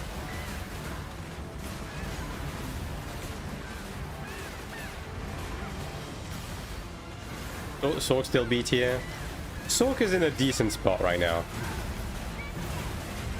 It's a strong PvE DPS, right? Like the differential of like survivability with life leech and stuff has been, like, the bridge has been like crossed a bit, because like all of the classes got nerfed a bit, but Sorc got buffed a bit, right? So it's a bit more even. And in terms of like PvP, it's a strong DPS. Like, Sorc does a lot of damage in PvP. Now, to be fair, we just got a PvP balance patch again, so you know, who knows exactly what's going on right now, but I'm assuming that it's still the case. But Sorc is pretty decent. Pretty solid. No life leech self-regen seems concerning. Sorc does have a bit of life leech. Like, they buffed Sorc's self-sustain a bit. And they nerfed the other classes. So, like, obviously you're not on like the level of like a Templar or Gladiator in terms of like life leech, but you do have a bit of it.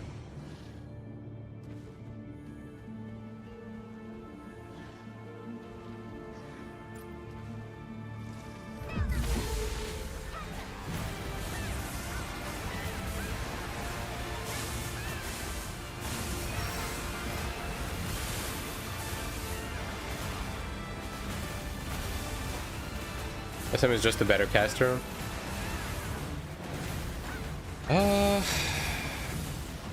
Prior to chapter 1, I would have said yes.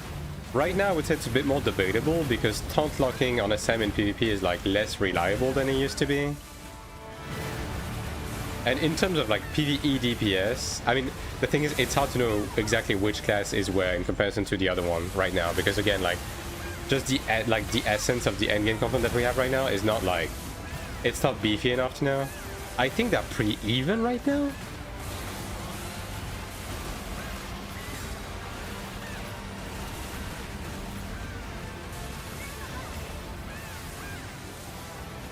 Okay, I would say it's not like, you know, written on the walls quite as much as it used to be. Because like in season 3, yes, SM was just the better caster. Now I would say like, you know, SM is more sturdy, but Sorc has more damage. You know what I mean? Predation from Earth Blessing, a separate buff, is involved with Earth Blessing stuff. It is like the predation effect is inside of Earth Blessing, yes. But the predation effect from Earth Blessing does stack with the Gladiator's predation, if that's the thing you're worried about. Damage statistic in Korea takes this with a grain of salt. The thing with AION.ENG is that First of all, some of its DPS data is broken because even when the parser is like broken because of updates, it keeps auto uploading, right? So it has some broken data, number one. Number two, its date filters is not like good enough. So it's going to give you like, oh, here's the average for the last month, even though there was like 5 patches that changed everything across the last month. And also, it doesn't account, like, it doesn't show RDPS, right? So for support classes, it doesn't really tell you anything. You know what I mean? Like, so the thing is, can you look at it as data? You can, but do not use it as gospel. Like, just don't.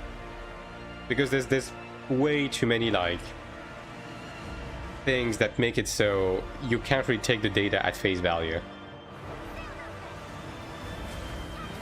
And when you mix that on top of the fact that, you know, we don't have, like, endgame content yet, it's just like, you know on Final Fantasy 14, it's the current situation we're in is just like at the beginning of an expansion, people look at like DPS data of like extreme fights. You know what I mean? It just doesn't give you the full picture, you know? So yeah. And we also don't even have RDPS data in this game yet.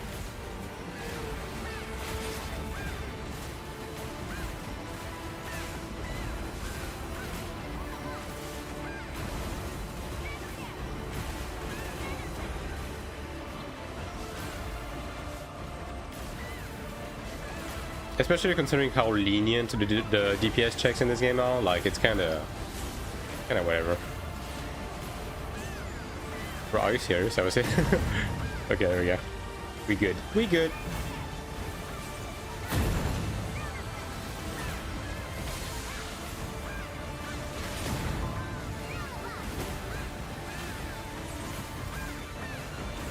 Four seconds, that's probably... nah. Yeah. Nah. Do not take the bait. Okay, I'm going gold. Oh. These ones are... okay, surely this guy's fine, right? Nope. Nope. Keep changing the IDs in the packets, that's why the DPS meter gets broken every week now. Yeah. Like, even right now, like... if it's not DPS from the in-game DPS meter, don't look at it. Because pretty much all of the DPS meters like broke with this patch.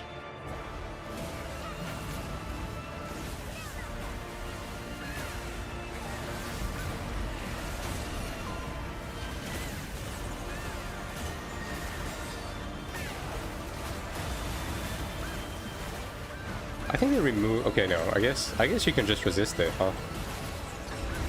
Like gold.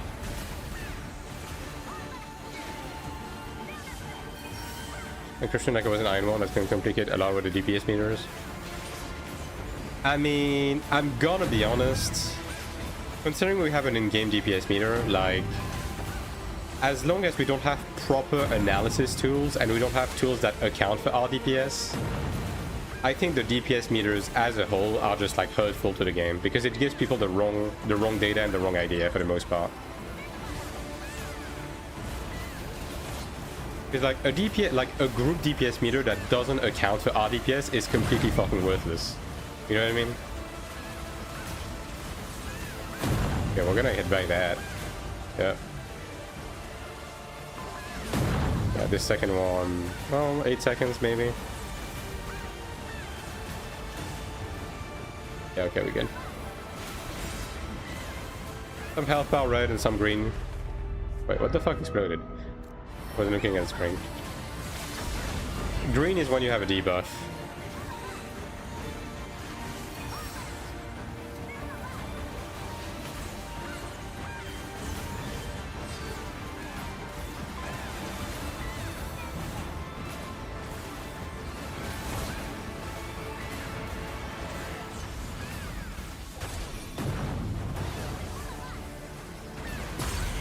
Well, not the smoothest, but you know, whatever.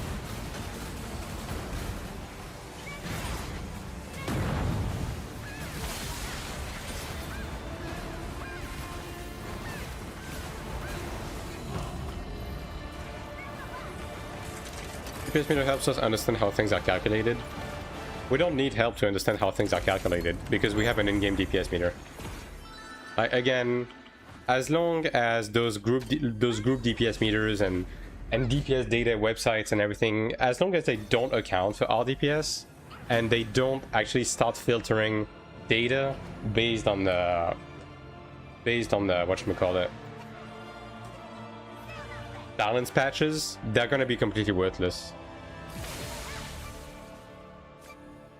Because like a website that shows you DPS data from prior to a major balance patch and mixes it with the current like balance patch, it's just like, it's prone to give people the wrong idea, you know what I mean?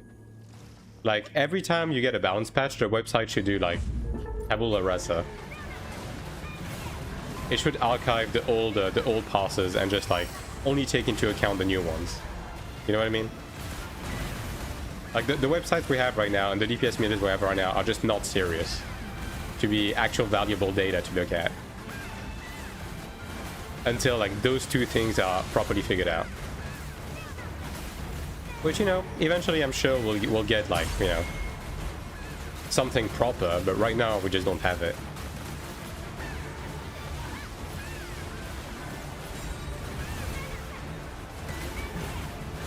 In development, yeah.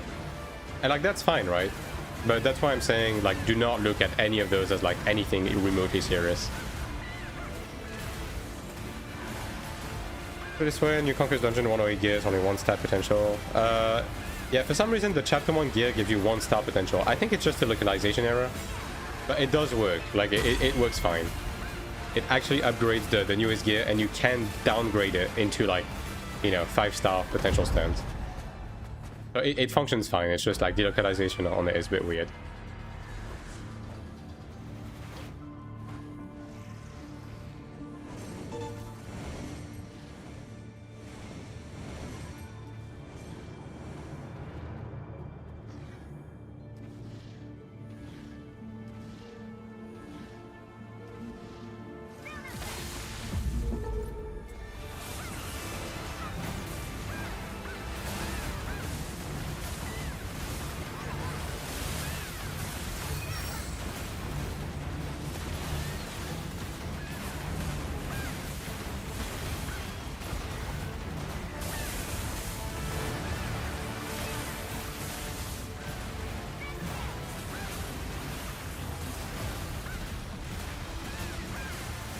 Yeah, okay, so you do have to wait more now.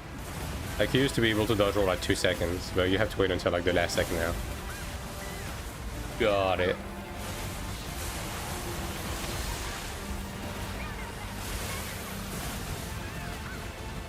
Get one like my on archive all data in patches because yeah, I mean, we'll see, right? We'll see. I mean, I do think AION2 is going to be popular enough that you might be able to just like fund the website with ads and everything like that. That's how like WoW Logs and FF Logs does, right? They have like a donation page, and other than that, they're just fun with ads, right? So we'll see, right? But obviously I'm just saying that until we have a DPS meter that properly archives DPS data based on balance patches and does tabula rasa every time there's a balance patch, and also accounts for RDPS, like those tools are basically just going to be glorified toys. You know what I mean? Especially because we have an in-game DPS meter that does the exact same thing but better.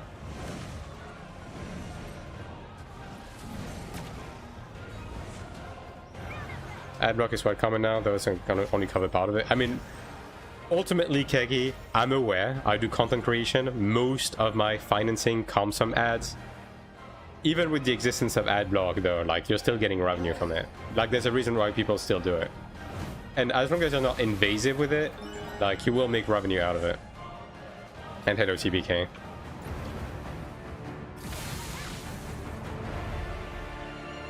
I heard Gladiator is giga damage now. Is it true? They shifted Gladiator from RDPS to ADPS, so on a DPS meter, Gladiator is going to appear to be doing more damage, but in actuality, just looking at the way the patch notes displayed the data, and assuming nothing else happened, it should be an RDPS nerf. right? So yeah, take that with a grain of salt. Like just purely looking at the way they change Glad, like it should be a group DPS nerf, a PvE and PvP, but a personal DPS buff in solo PvP. And obviously, like your ADPS is going to look better now, but who gives a shit about ADPS?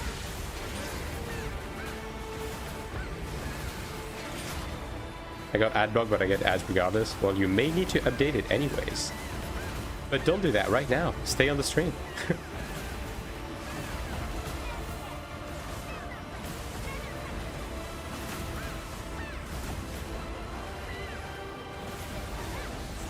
I think that Glad was top 1 DPS, 900k plus bracket. Yeah, but the thing is, the only metric that does matter is ADPS. So if Gladiator's ADPS went down, then it was a nerf. Even though the class looks better on a DPS meter, it's an overall nerf. You know what I mean? Is what I'm trying to get at. Now, hey, who knows? Maybe the stuff they did to compensate actually made up for the RDPS loss, right? But this, I'm not going to be able to tell you, and I don't think anyone will right now because it's too early. Gold. AION2 DPS may come. Man. Who fucked up? Who did it? Yeah. I mean, you will need to run like donation pages and stuff like that for those types of websites anyways. 100%. But I think my AION did it right though. Like the fact that you could like have more personalized stuff on your page if you like donated like any amount, I think was a pretty good idea. And obviously when it comes to my AION, like AION1 was just a lot more niche of a game at the point when my AION even became a thing, right? AION2 is gonna be bigger, especially at the beginning. Use your code on Daggerfast today. Playing time on server AION2 hype. Hell yeah, brother. Thanks for the money, man. Very cool. Just wanted to ask about Cleric. I'm wondering if you're targeting plus healing in AION2 or is that a thing at all? You do have a healing boost passive, you don't need it though. Because your heals are already like way too fucking powerful on Cleric. And already scales off of attack, so if you build offensively in PvE, it already boosts your healing power.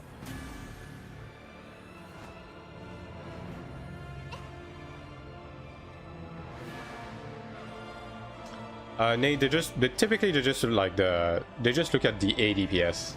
That's it. That's the only thing people look at, unfortunately.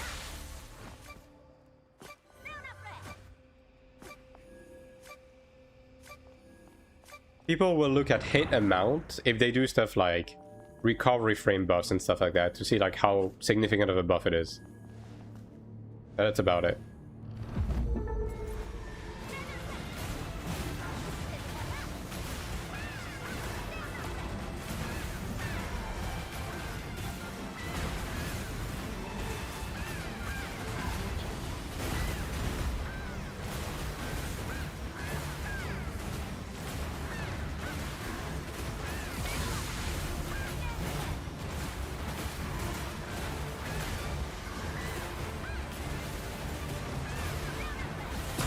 But like honestly, when it comes to this patch in particular, the only thing I can tell you for sure is that following this patch, Assassin is back at being the uncontested king of PvE DPS.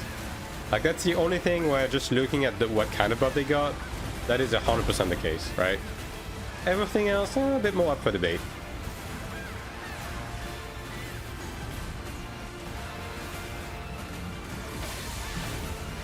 Recently we'll start Templar Chandler. Because I want to play a support adjacent class, but I also want to play a class that will be able to perform at least decently in solo PvP. And these two are like, you know, I mean obviously Gladiator would be the best option, but I kind of don't really want to play Gladiator. So yeah, Templar and Chandler it is. And Cleric is just bad at solo PvP, so that's kind of out of the gate, right?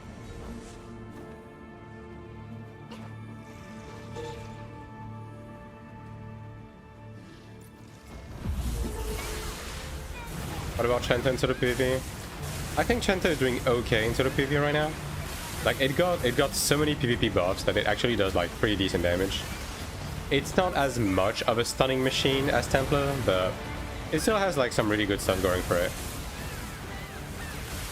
With the block and evasion strip, it has a good anti-heal, it has good bursts at range as well, so you can maintain pressure even if you get rooted or even during sieges and stuff. Like even in Zerg PvP, Chanter is going to be able to do like to participate because of Dark Rush, which is pretty cool. Although Templar has the pull, right? So you know.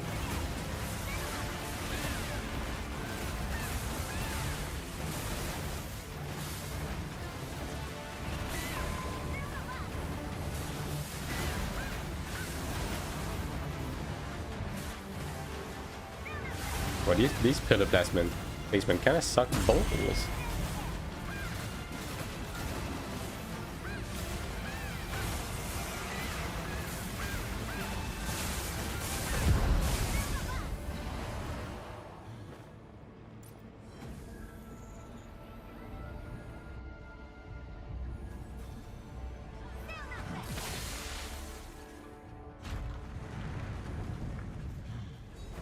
Hesitant between Gladiator and Chanter on Global of the versatility of Chanter.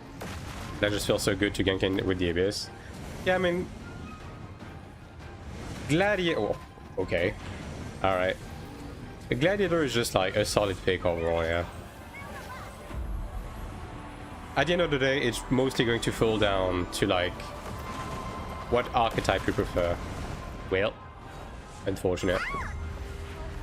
Like, do you want to play a more support class, or do you want to play more of a bruiser, like tank class? You know if there is a photo mode in AION2 to take screenshots? Yes. It's this, right? Oh, that's a camera setting. It was somewhere. Is it this? Yeah, it's this. Menu on the right side.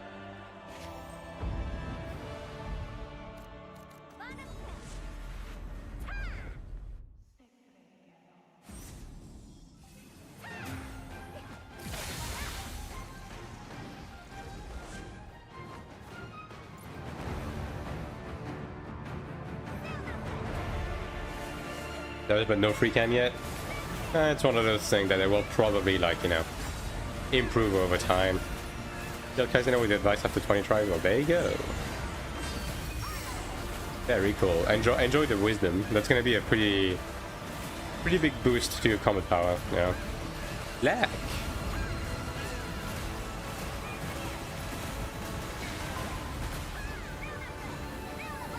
I'm play glad if large scale PvP was a bit better, I could actually survive on engage. Yeah, I mean, large scale PvP is the one point of contention when it comes to like any melee cast, right? I mean, at least Gladiator is able to, like, you know, soak hits fairly decently. And you also have a manual block and an invuln, so you can live. Especially like if you have a group. Like, if you have a pocket with you, like, Gladiator can actually tank a lot of people pretty decently. Most beautiful looking game I've ever seen. I mean, it's definitely the best looking MMO I've ever played, that's for sure. I think sort of thought about Weepa? Weepa. Do I want to be a part of this? Not really. Yeah, that's what I thought. I took the bait! Okay, black.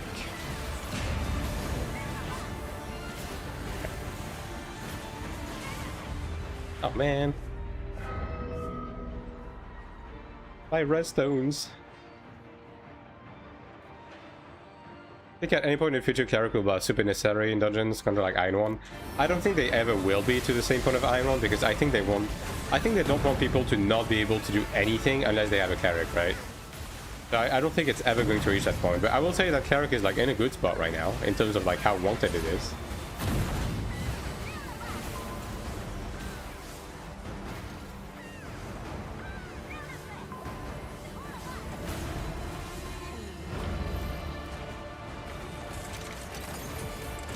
It is on paper? Yeah.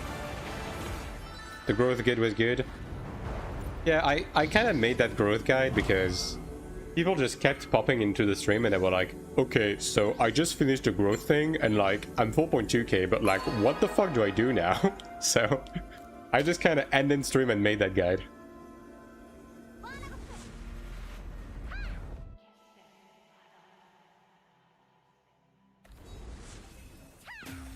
Perfect imitation, thanks. Worked a lot on that. Cleric still makes life smooth and feels good for PvE. Yeah, like in season 3, like towards the back end of season 3, Cleric's usage was very debatable outside of Caldric specifically. But now Cleric is actually like, even by itself is good because now we have Smite on Lighter Protection. We have a good party buff with Earth Punishment, and we can suck at the Resurrection without feeling like, you know, ending it all, right? So yeah, and we also have the option to have a self-res. So yeah, it's a lot better. It's a lot better. Are you going to go Asmo on global? I'm gonna go like whatever the people I play with want to play. I'm not particularly married to any specific faction. Like I mostly played Asmo on the original AION, but you know, I'll play anything. Why are you not streaming with full HD? Because I'm not partner. So like there's two things I have to take in mind, right? Like the first is that my bitrate is lower because I'm not partner. That's the first thing. And the second thing is that if I'm not partner, I don't have the options for people to lower the settings if they view, right? So if someone with bad internet watches my stream and I'm on full HD, they're not going to be able to watch. And also because I'm streaming on an ultra wide, streaming at 720p ends up having a higher quality than 1080 at the bitrate I'm allowed to stream at. Yeah. And thanks for the follow, Numerek. What is the highest level gear currently? 5.4. 5.4 seems pretty good. In terms of eye level, I'm not sure. It's probably close to 6k, right? In terms of the eye level. In terms of combat power, it's around 1 million combat power, and I have 750. Yeah.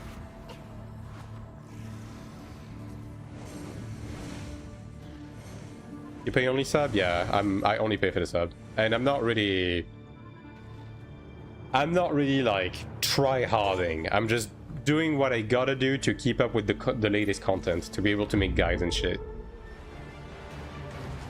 Hope you guys get a break from the heat soon. You know what's funny, Starboy? I'm almost getting used to it, which is not a good thing. But yeah, you know, third hit wave of the season, and it's early July. Fuck me, right? Do you use macro thing in game or just macro on your mouse? Both. I use a mix of both.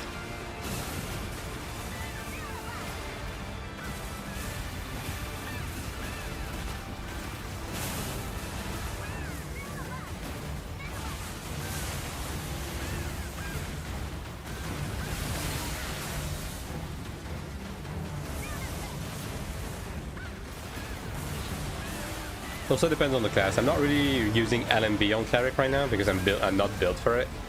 But on other classes I am.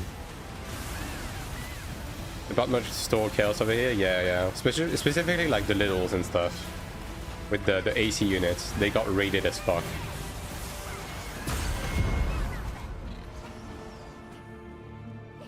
September can't come any sooner, yeah. Do RL pay to win and invest in the AC? Well, I'm way ahead of you, Yari, because I already invested in one. But, you know, I'm not, you know... I'm not, like, blasting at 18 or something. I'm able to lower the temperature a bit in my office, but the thing is that my office is terribly insulated, and also I'm running a PC and stuff in there, so... Yeah, I'm able to stabilize the heat to be more tolerable, but, you know, it's still pretty warm in there. Still better than when I was progging Caldric's under 45-degree heat, though. Like, it's a stock improvement. But yeah. What in winter, the Heatwaves are the biggest EU game nerf? Yeah. Very weird question. Does 30:9 ratio work, or there are black bars on the side? Is it super ultra-wide screen? The ultra-wide I use isn't that big. But as far as I know, this game is fully compatible with ultra-wides, regardless of size.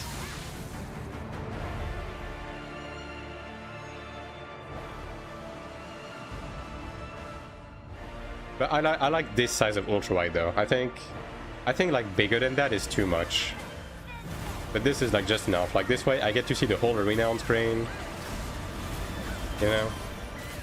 Yeah, it's nice.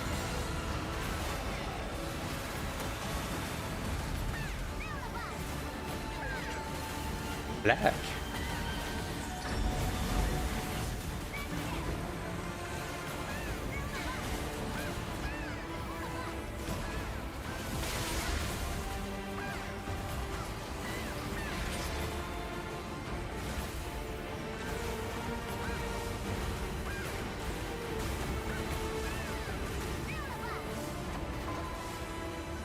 Still 200 ping, man.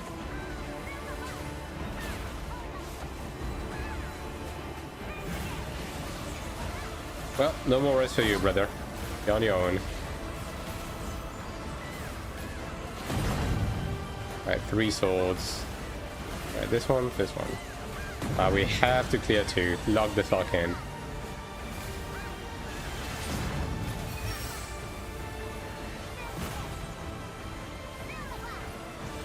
Three seconds, and we might be cooked. So this might be, yeah. Level 25, Resurrection doesn't work in PvP. I've tried on PvP yet. Anything that has to do with self-resurrection typically doesn't work in PvP. I don't know about this one specifically, but I would assume it doesn't. Pretty good dungeon? Yeah, this is a good dungeon, right? It looks good, sounds good, plays good. It's just a bit undertuned for the current like level of endgame. Is my main complaint.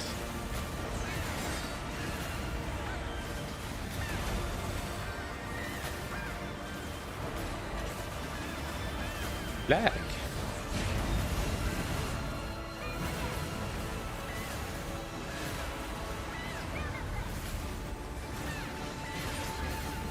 I mean, I would say the dungeon as a whole is like pretty decent.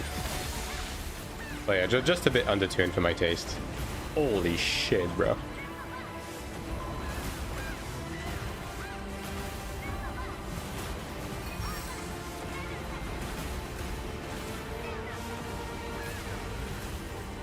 This balance patch is so funny. Yeah, I would say the one thing where I don't quite agree with it is like the extent at which Assassin got buffed, but okay. Yeah, we have to wait a bit for like all of the full picture on the DPS data. Yeah, we should be able to do this. 4 seconds. Yeah, okay, we're good. What are we farming this dungeon? Just money, mats, gold. Like armor as well. If it drops, that is.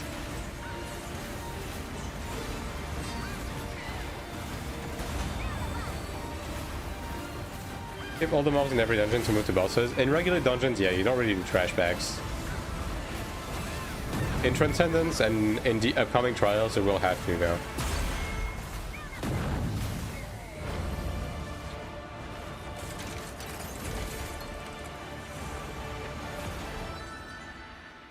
Nope.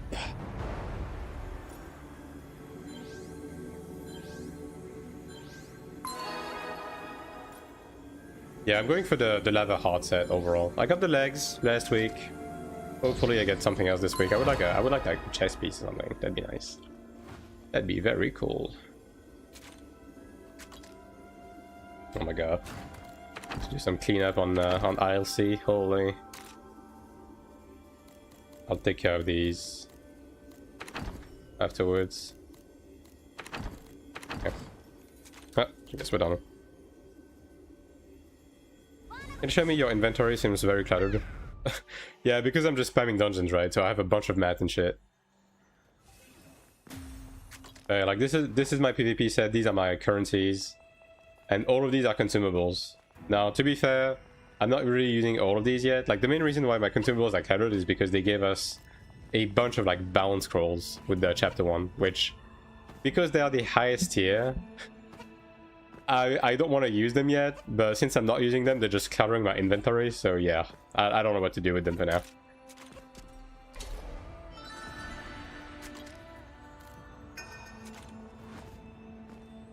Alright. Okay, that's everything. 11 more runs? Yeah. That's going pretty fast, you know, all things considered. Please take me. Oh, man.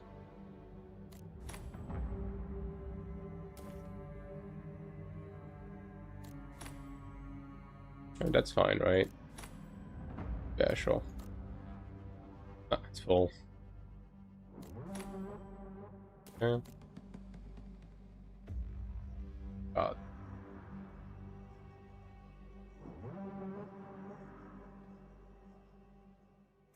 This one has a Cleric. Thanks for the photo, Russia. Oh, this one has a Brawler. Oh boy. This one is fresh off the presses. Reach 4.2 gear score. Do I need to take the other growth support other than the first two? You need the second one. The second one is the one that's gonna like juice you up, and then you just do the quest to get all the gear, and just do the MSQ, do your TL dungeons, regional quest, and everything, and you'll be Gucci. Oh.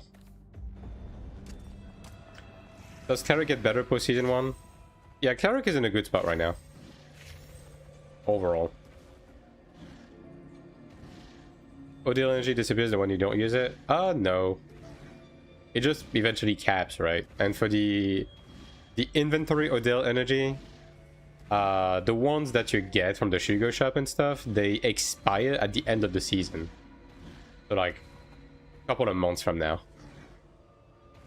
Does the game have a silence on skill or Godstone like AION1? Yes. Although silence is consolidated alongside bind into a single debuff called seal. So silence prevents both physical and magical attacks, basically. Wondering, because I see you play your video from 1 month ago, so Cleric was in a bad spot. Yeah. 1 month ago was the back end of Season 3, and on the back end of Season 3, like, Cleric was just bad. It was just not really good for anything. But after the Chapter 1 changes, like, Cleric is in a much better spot now.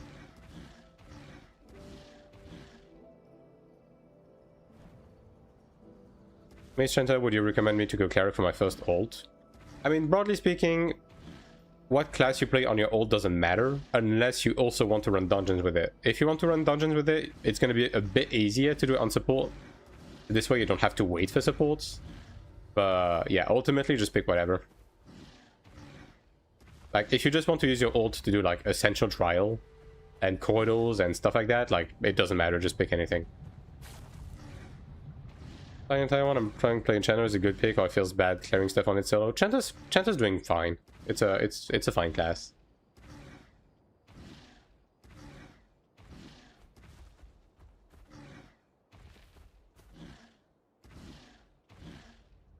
Can dungeons be done without support?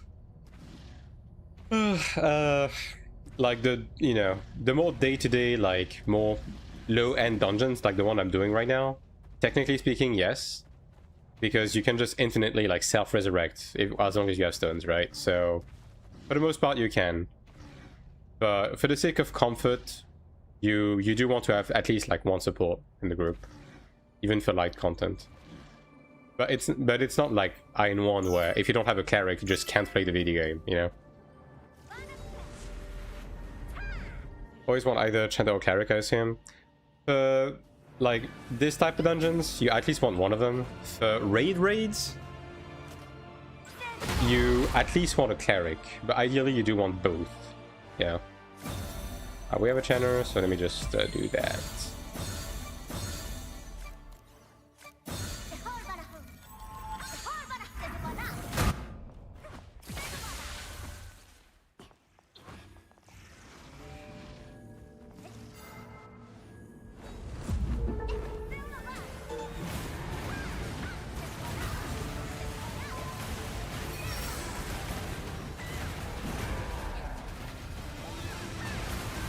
Did they nerf the phase 2 of the Cleric? I need to take a look at it, because I took the chain skill. Just because of the mana regen aspect, but yeah. Maybe taking the health regen on Defiance outright is better. Especially considering the chain does have a longer cooldown. What are you from, if you don't mind asking? I'm gonna play EU and A. I'm from France. I'm gonna play on EU, yeah.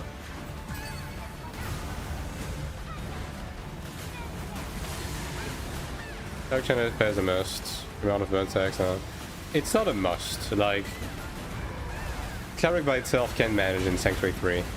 Like, very easily. Very, very easily. But obviously it feels better because, like, you know, Sprint Mantra just feels good to have, and it's more group buffs, right? And Undefeated is with better as a buff, etc, etc.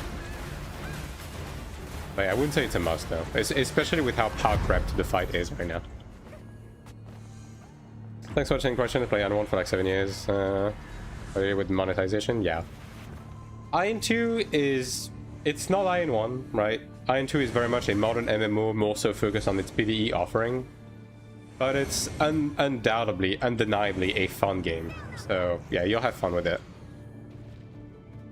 You're the least sounding French I ever met. I will take that. Do you think Templar is still relevant with the glad changes? Yeah, I think the Templar stonks went up, honestly. Like, as a...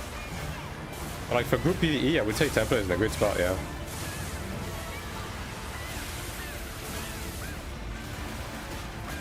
Top 5% Cleric, play Cleric the way it should be played. I mean, it's not that hard, dude. Like, even, I mean, this game in general doesn't really require you to try too hard when it comes to healing. Cleric does require you to, like, have half of a functioning brain. But I wouldn't say it's difficult at all on the healing. Like, most of the work is still done for you, you know what I mean? With, like, benevolence and stuff like that. And then, for the most part, healing, like, just covers the blanks. Oh, you're forgetting about this. You sound Scandinavian. Okay, that's the first one that's the first time I've gotten that. Like, people keep telling me I sound either North American, German.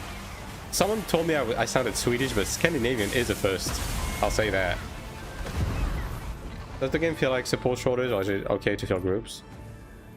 I mean, obviously, okay, here's the thing, Russia. I play support, so there's no support shortage for me, you know what I mean? So, yeah. No, you know, I'm not the best person to ask. I would say that broadly speaking, it doesn't feel like there's any shortage of anything. But, yeah. I don't know how bad clerics are because you've never seen play with other clerics. I mean, I don't play with other clerics because I play cleric, you know what I mean? So, I mean, obviously, I know, especially with the way the game is set up, on like having you lean more towards DPS on every class, there's probably going to be some dog-ass cleric that just doesn't press any healing buttons. But at this point, I wouldn't even say it's a skill issue. I would just say they're fucking stupid. Because genuinely, healing in this game is the easiest I've ever played a support class in any game. Like, healing in this game is very chill. Very chill. Will global launch with the improvement made? Yes. They, like, the JP broadcast pretty much said that we would have the latest QOL and balance and stuff like that. What do you think about Sorc in the perspective of gameplay difficulty? I haven't played Sorc myself, so I won't be able to comment on that. But I will say that, broadly speaking, no classes in this game is difficult to play. The game is very plug and play. The global will Cleric have all the good changes they have made it recently? I would assume they will, yeah, because they have said that we would get the latest QL and balance. So I would assume so, yes. Okay, they definitely nerfed the Cleric phase 2. Like, it heals less, so I'm probably just going to unstock it. Alright, black.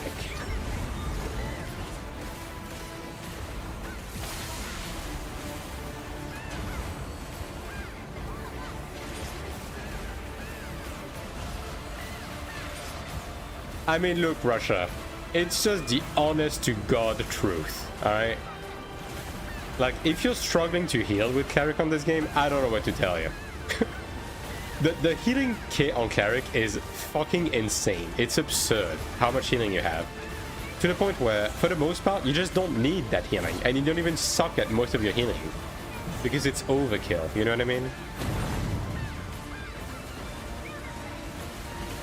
So if you're struggling with healing in this game, yeah. Yeah, I'm not falling for this shit. You guys can have fun in your little fuckhole. Yeah. Most classes are permanent life leeching. They did nerf self-sustain for the most part, right? Okay. So it's a lot less like, you know, like in Season 3 you straight up just never had to heal people as a cleric. Now you do have to heal a bit more, but I still wouldn't say it's difficult. Like, again, your healing kit as a cleric is just like, I don't know, man. It's too much.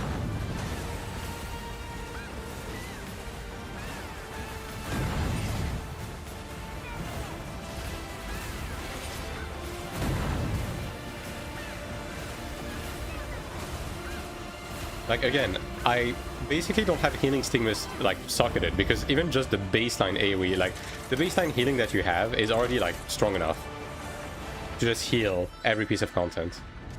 And give me some lava heart gear, holy shit.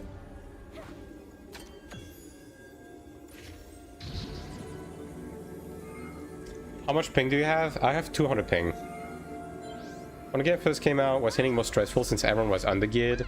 I mean, the game was just a bit different when it came out. Like, the game was just wacky, but also the content was really, really easy, so... All heals are AoE.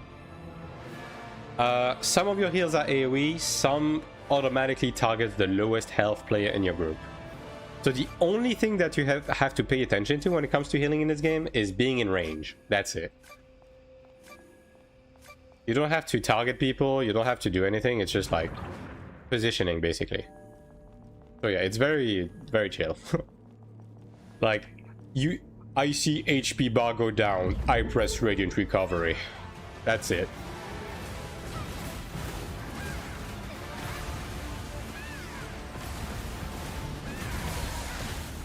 And like all of your healing spells I have like really low cooldown and are really powerful.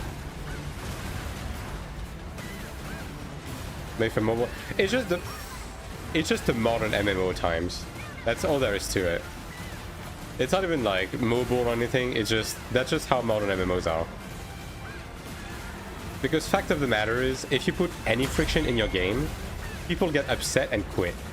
So the combat is very approachable. Right?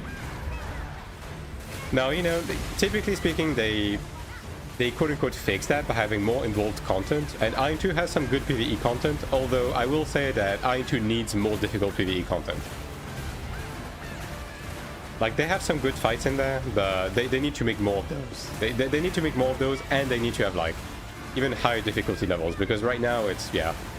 The game as a whole, it's fun, it's good, but it's more of a casual stroll, right? It's very approachable, very plug and play. And thanks for the full kit here.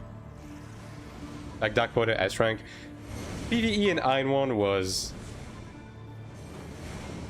abysmally easy. Like PvE in AION1 was not even worth mentioning.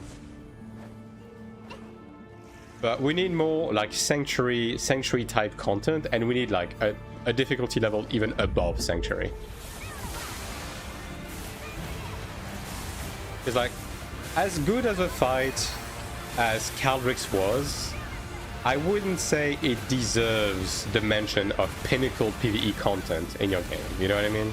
It's a good fight. It is the hardest fight they have ever released. It's not hard enough.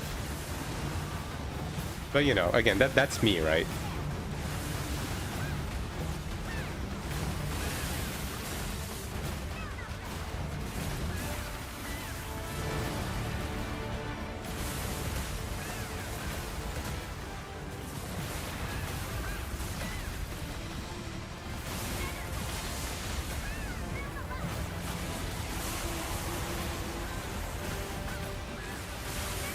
It's not pug friendly. I mean, it's just that it has like a decent amount of group mechanics where if a single person fucks up, it will cause a wipe, right? Like that is the main thing, right? But I wouldn't say that alone makes it Pog unfriendly. It's just that the Pogs are dog shit on Taiwan. Like, all of those mechanics are very approachable. It's not even that it requires teamwork, it's just that... Like, the extent of the mechanics, in terms of, like, the group mechanics, is... I have number, I go to position during mechanic. Wow. Like... I don't know, man. Like, I will die on this hill. Caldrix is not a difficult fight. And... people are just bad at the... People are just bad if they want this to be nerfed or changed. Dungeon group finally must have... I mean, yeah, but... In terms of how involved the PvE was, right? Like, AION1's PvE didn't really have mechanics, you know what I mean? Like, it was more... AION1's PvE more so focused on, like... stuff like, you know, the score systems and having to route properly through the dungeon and so on and so forth, which in itself is interesting, but I would not call that hard PvE content, you know? What's your thought on all the pay-to-win claims, assuming the merge prescription in the West will be started right now? Okay, here's the thing with the monetization in this game. Fact of the matter is the game pay-to-win? Yes. But if you pay for the sub, you can do every single piece of content on the hardest difficulty as soon as it comes out, very easily. So does it really fucking matter? Not really. My honest advice to people who are worried about, oh yes, but this guy is going to invalidate my achievement because he's going to be able to swipe for enhancement. Brother, you need to stop giving a shit about what people do in MMOs, because let me just break your bubble. People have been swiping for power since the day one of MMO, right? It's just that you were probably 12 and you didn't understand that was the case. But RMT has been a thing since the dawn of time. You get over it. Just focus on having fun with the video game, and as long as the game doesn't gate stuff behind you having to swipe, you should not be giving a shit. And that's just the honest truth. Like, you're not 15 anymore, right? Like, you're probably in your 40s, your 30s. Like, you should not be giving a shit about someone getting... Like, someone being able to get a higher level of enhancement a couple of weeks before you in a video game, you know? Like, it's not that deep. Just focus on having fun with the video game.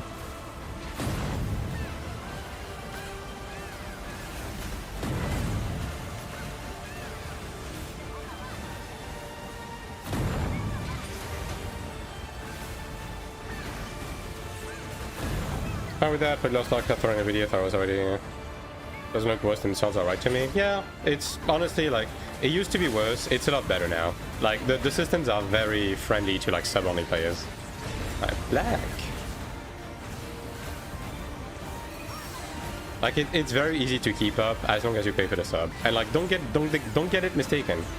This is not a free-to-play game, this is a sub-based game with a very generous free trial. If you play this game and you want to even remotely be involved with this game, you will have to pay the sub. But it's 15 bucks, you know? Like, it's really run-of-the-mill. Oh, but the auction house is locked behind having the sub. This is such bad practice, bro. You can't even play WoW on 14 without paying for the sub. Again, get over it.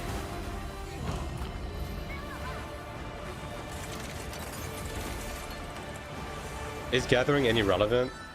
It's more of a bot activity. Like, when it comes to gathering ingredients, you just buy it from the auction house. So until they fix it or they change it, that's just how it's gonna be.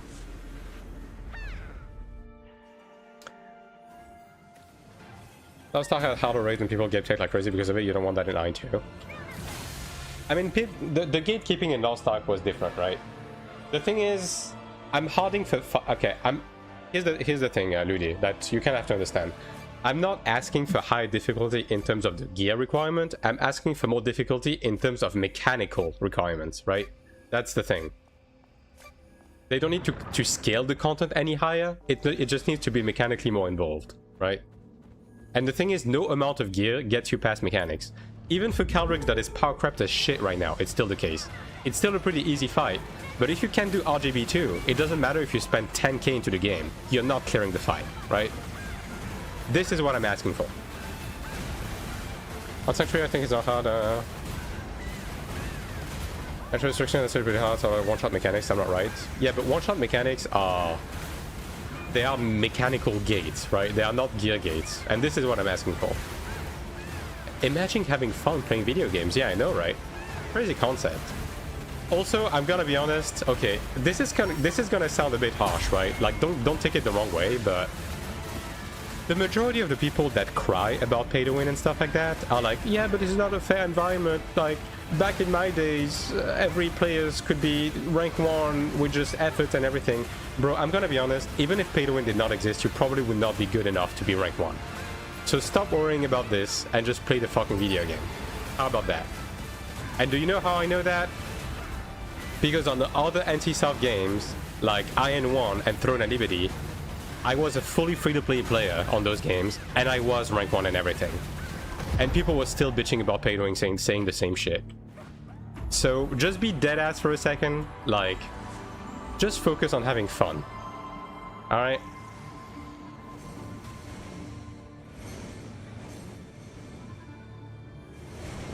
Apart from the auctioners, you need someone who have to... Everyone has pay to win since the very first MMORPG, AION2 and bots. Yeah, at the end of the day, it's always going to be part of, like, online gaming. Stuff like cheating, AION2ing. The fact of the matter is people will always take the path of least resistance. The one thing that matters when it comes to swiping and pay to win is the game building around pay to win? Is the game gating gear to a level where you have to swipe in order to access the content? Stuff like that, you know? And the fact of the matter is, as of right now, AION2 is not. Now, obviously, you know, it's tricky and soft at the wheel, right? So who knows what they're gonna do in the future? But as of right now, it just doesn't fucking matter. That's just the truth.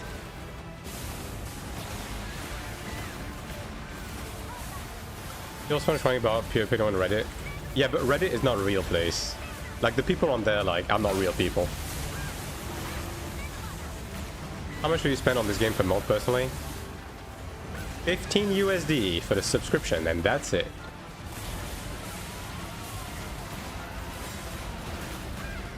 Okay, you know what? I'm lying. I just bought a cosmetic mount for 18 bucks. Put me in jail right now.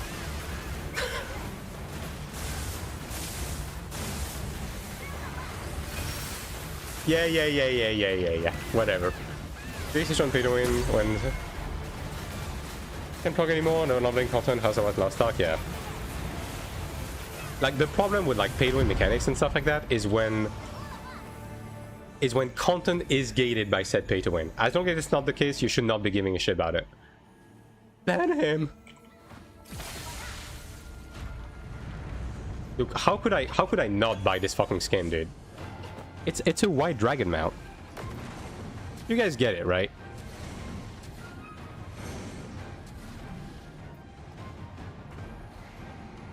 Taiwan sub also changed? Yes. There's only a single sub for 15 bucks now. That's it. That's the sub.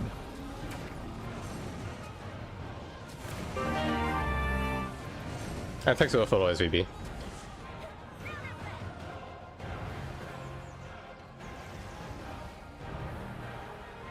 And 5 battle passes on top of it.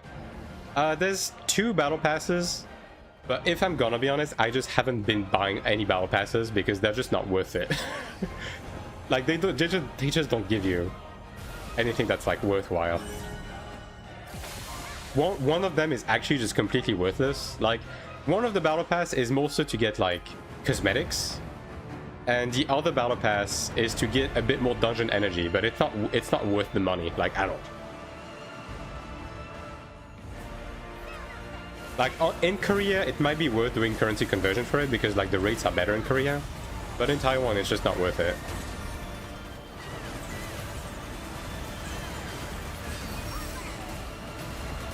And again, right, like, if you really want to get them, you can get those battle passes with currency conversion. So, by just farming in-game, so, yeah, whatever.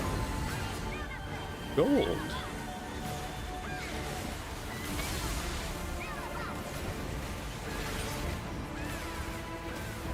Someone said battle passes can be even bought with in-game currency. Yes, because basically, like, the monetization in this game, what people call the pay to win, right, is there's currency conversion. So there's a premium currency that you can use to buy battle passes and skins in the shop, and you can exchange that premium currency with other players for in-game currency, right? So you can, as a player, buy the premium currency with the in-game currency to other players. So technically speaking, yes. And that is the quote-unquote pay-to-win aspect, because obviously someone could just swipe for premium currency and get in-game currency this way. It's basically legal AION2, where instead of paying a random Chinese guy, NCSoft gets the money, and a whale gets the Kina for progression, and the free-to-play player gets like the premium stuff. Overall, like I think those kind of systems are honestly good for the game, especially if you do stuff like being able to get the subscriptions like this, because then you allow people to be free to play if they want to. It's a symbiotic like relationship, you know, like if a couple of whales allow a bunch of players to play the entire game completely for free type stuff, you know. So I don't have a problem with those type of systems, because everyone wins in that situation, especially since like this is a mostly PvP focused MMO, and as I said, there's no gating behind whaling, right? So basically the whales are just waiting to feel good about themselves, which who gives a shit.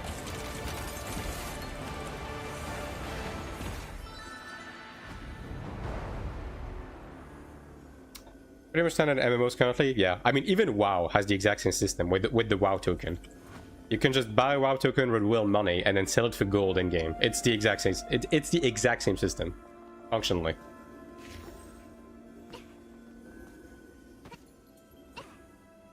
Actually, it sounds pretty friendly considering some of the games.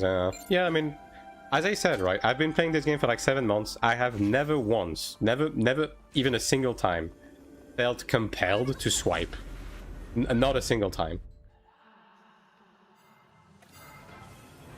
And I've been able to keep up with the content in spite of like not trying that hard and having fucking 200 ping. So, yeah.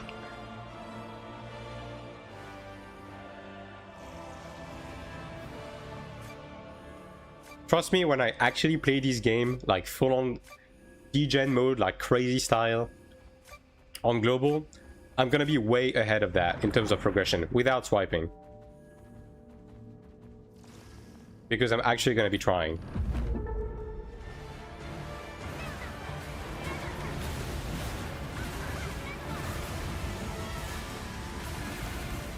Like, if I swipe for anything in those games, it's gonna be cosmetics. Like, trust me, AION1 as a game, even AION Classic, was significantly more pay-to-win than this game. Like, significantly. But I still always remained as a free-to-play player, and I was always competitive on that game. So if I was able to remain, like, competitive in AION1 as a free-to-play, bro, this game is gonna be easy mode. Are you gonna play Cleric again on global? Probably not. Cleric doesn't quite offer exactly what I'm looking for, so I'm leaning more towards Temper or Champer. Where are you based? I'm in EU. I live in France. I've never been compelled to swipe either? Yeah.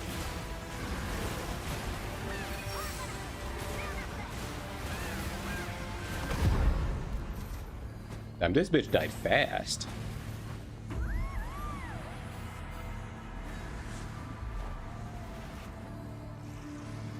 I don't know what real pay to win is if you play AION1.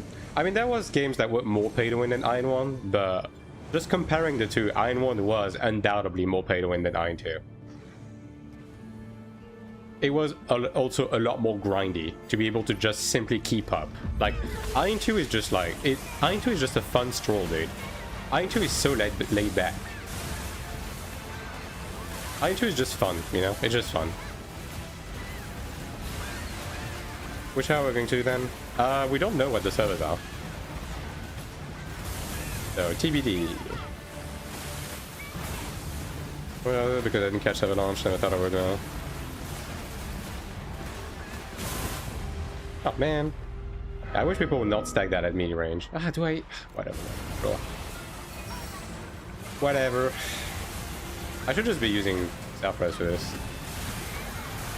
Yeah, see, this is why I want them to change the summon resurrection. Like, Level 25 Summon Resurrection should just give a self-res to the whole group. Instead of just to the Cleric. Because it's too awkward to use right now.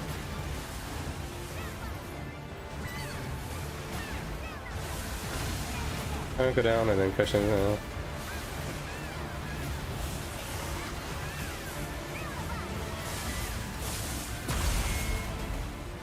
Chanta absolutely can heal this dungeon.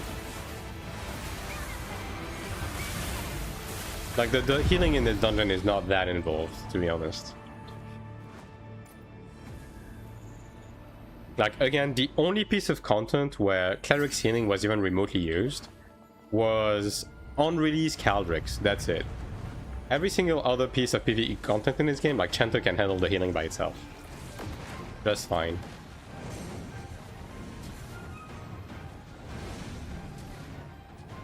You arguably don't even need a healer, as long as the group members are not, like, you know, complete dumbasses, but, you know, that's... that's easier said than done, you know, that's the thing.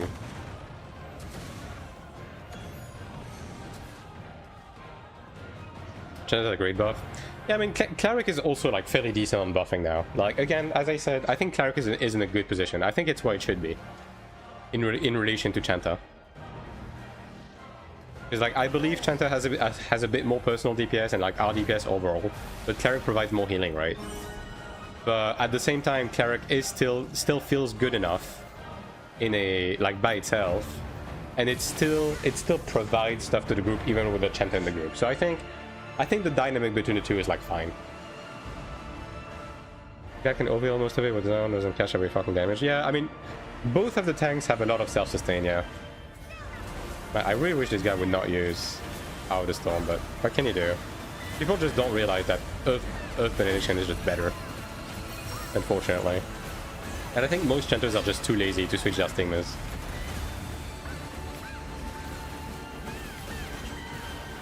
Cool.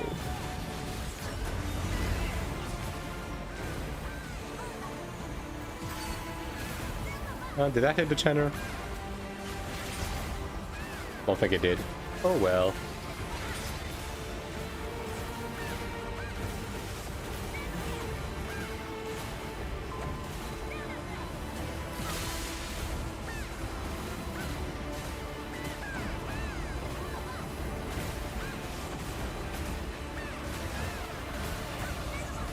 Get nothing for trash mobs in the dungeons? Nope. Not in regular dungeons. Like, you do have to clear them in Transcendence, and we will probably have to clear them in Trials whenever we get that. But in regular, like, day-to-day conquests, you don't have to touch the trash at all. Sometimes you have to kill a couple to, like, open a gate or something, but, like, that's about it. Alright.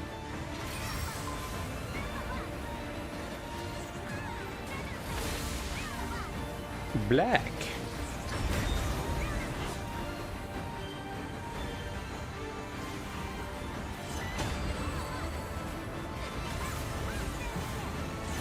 Yeah, there are some achievements that require you to clear the entire dungeon, but you basically, like, do it once and then never again.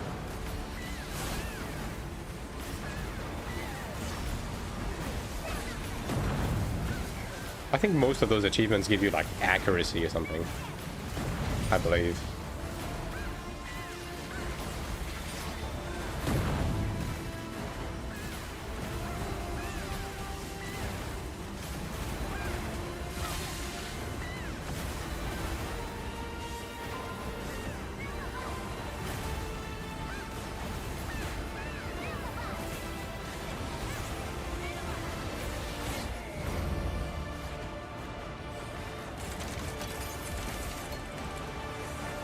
Alright, past the 100 million mark again.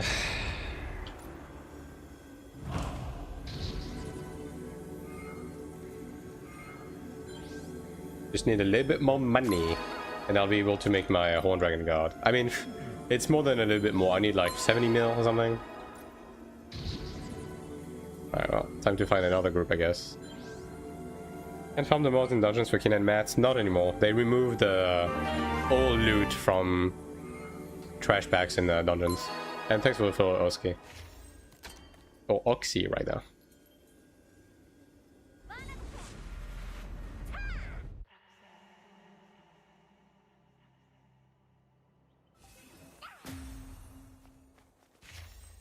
Okay, Silky. Yeah, you're right. I may or may not have not read past the first 4 letters. Fair enough. Understandable. Have a nice day.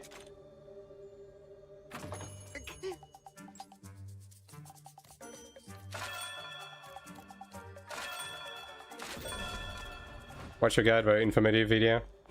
I'm glad it could help. That's what I make them. I'm getting hella Philistines though. Holy dude. 40 revelation and 6 power. Crazy work. Okay, let me do some cleanup before I re-queue again, because I do have to do a bit of that. Should have named my cleric Aussie Cotton? I mean, you can still do that on global.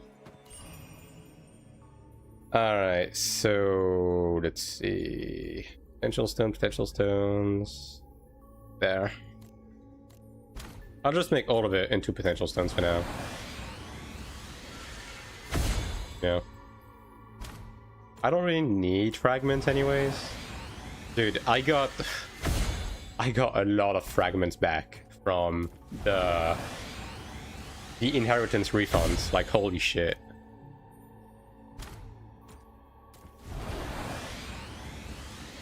Camping on one global release, so thanks for the guides. Yeah, I'm gonna be making more like entry-level guide type shit when the global gets closer, you know, for like the early dungeons, and like probably separate videos per like system, because I do have a video that goes over like every system on the surface level, but yeah, I'm probably making like separate ones. Yeah, I don't really need... I mean, I'm just going to, like, set that aside, honestly. Yeah, that's fine.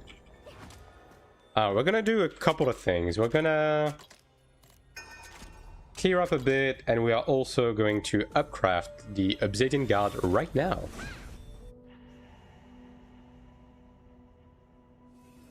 So this way that's done, and I just have to, like, focus on buying mats. Alright, where is it? There it is. Blacksmithing.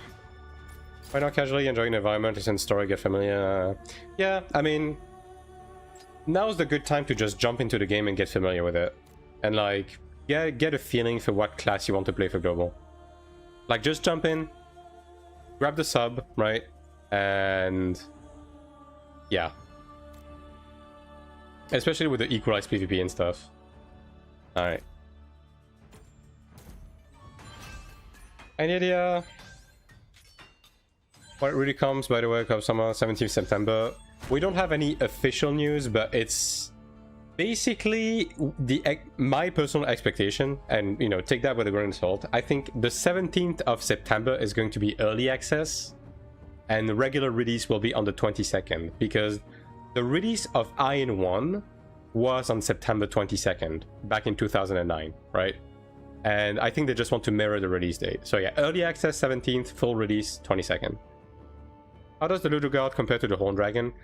It's worse, but not by like a very significant amount. So it's a good, like, the Ludo Guard is going to be a good entry point with potential. Clash having guys are playing what you focus on early on, getting max level. Yeah, that I have plans for that, Silky. Should do a guide video after release to see how it will be. All the changes on classes. We kind of already know all of those are gonna change, but like what I'm gonna make, basically like a month prior to the release of Global, I'm gonna slow down on streaming a bit, and I'm going to focus on like making guides for the early dungeons, system guides, and like entry level class explanations for every class. That's what I'm going to focus on. I'm going to want to transmit that, so I'm missing 10. I'm not going to buy any of these because I'm probably going to get them baseline. Some guys are playing all the important systems in this game. I do have a guide that explains everything about the game. It's not completely up to date because they have added some more stuff since then, so I'm going to remake it for global. But if you just want to have a look at it, like on my my post-growth guide, I actually have it linked in the description. Think we'll have Twitch drops for AION2? I hope we will. Bro. I fucking hope we will. Twitch drops is like a a make money quick scheme for like streamers, bro. So, for my sake, I hope we get some fucking Twitch drops, alright? And I hope you guys will be watching. Okay, so I need to buy those. I'm assuming they're still expensive as dicks, though. Let's see. Are they still 3 mil? Ugh. What the fuck? Okay, I'm probably gonna have to wait for more to be in the auction house because holy shit, dude. Okay, I do need to buy some from the season shop still. So I'm going to buy this first then, I guess. Yeah. Okay, let me have a look at my season shop.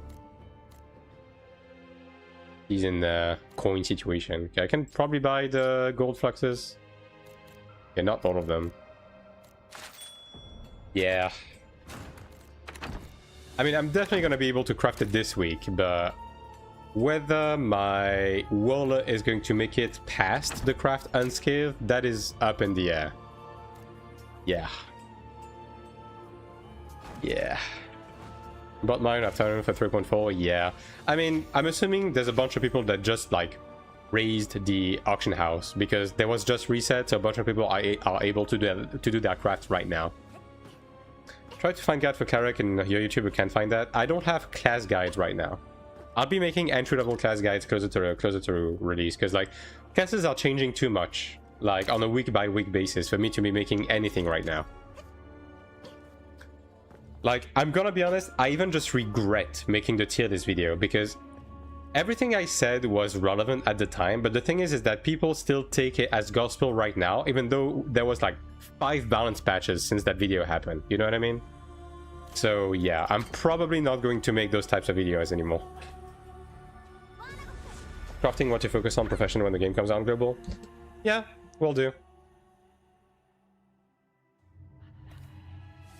But broadly speaking, it's kind of going to be similar to like my my growth guide that I have right now. Like it's basically handicrafting first, blacksmithing second, and then alchemy on the side. You know what I mean? What's cheaper, buying the best weapons from marketplace or crafting? Crafting is going to be cheaper because you're going to be able to get bound materials from like the season shop and running dungeons and stuff. So like a bunch of the materials is going to be covered by those.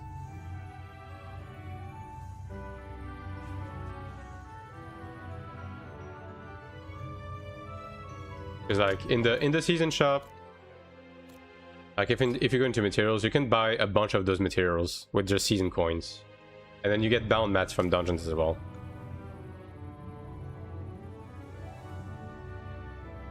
I mean, how much is a Horn Dragon weapon right now? It's probably like around 400, right? Yeah, around 400. So it's going through the Crimson weapon path is still gonna be cheaper than buying it done from the auction house. Yeah.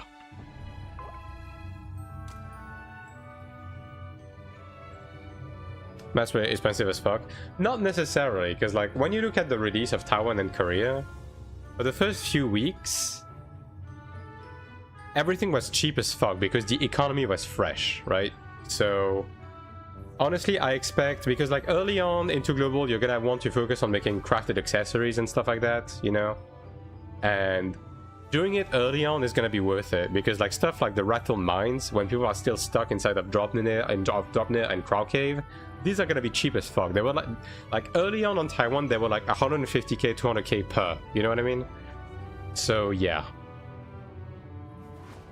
Like I know for me, my first week of global is going to be like level ults and hoard crafting materials to make accessories ASAP.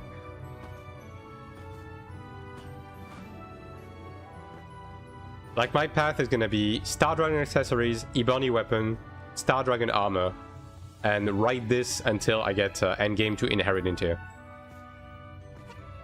Because like those are gonna be enough to do everything up to Caldrix. And then by the time you reach Caldrix, you will want to upgrade into Horn Dragon Weapon Guard. And for the armor, you will upgrade into Faded and stuff like that. Hello, Arsenal. Listen up. Find the blue tile. What mats are the most important to hold at the start? Just keep everything. But the Belic mats are gonna be the one you're gonna want to be on the lookout for, because they're gonna be cheap and you're gonna need a lot of them. Hurry and find them. But again, like, this is how it is right now. As we get closer to global, I'll make a, like, you know, what you want to focus on early into the global release type video.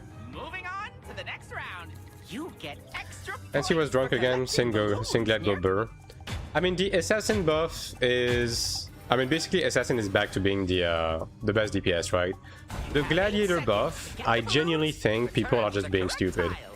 Like, just looking at what they changed, they basically moved some of gladiator's RDPS into its ADPS. Memorize the But positions of the functionally, tiles it should and be a balloons DPS together. loss in group PvE. We'll spin Like, up the from only here area on where here. it's a gain is it should be a gain for 1v1 PvP. But for everything else, it's a loss for gladiator. Look out for the balloons and the tiles, Nyark. It's just that people don't see our DPS on the DPS meters, so they're like, oh my god, the gladiator has more DPS on the DPS meter, which means they buffed the class. Yeah, okay, sure, dude. I think giving 2000 attack to the entire group is better than having 5 second more duration on the kills on yourself. But, you know, I could be wrong. Probably not, though. Round 5.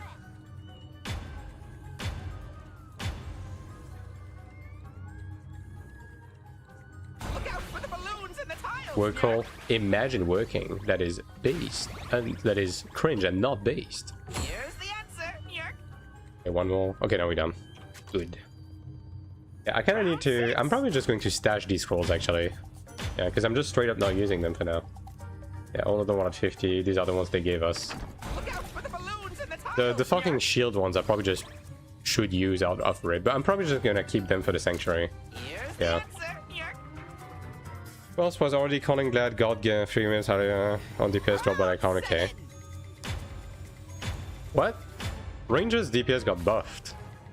The only thing Ranger lost was okay. And the tiles, Nyark. Ranger lost a bit of self-sustain, and there was a bug with Drill Dart where it was firing more than one time with the spec, right? But overall, Ranger was just buffed. Final round.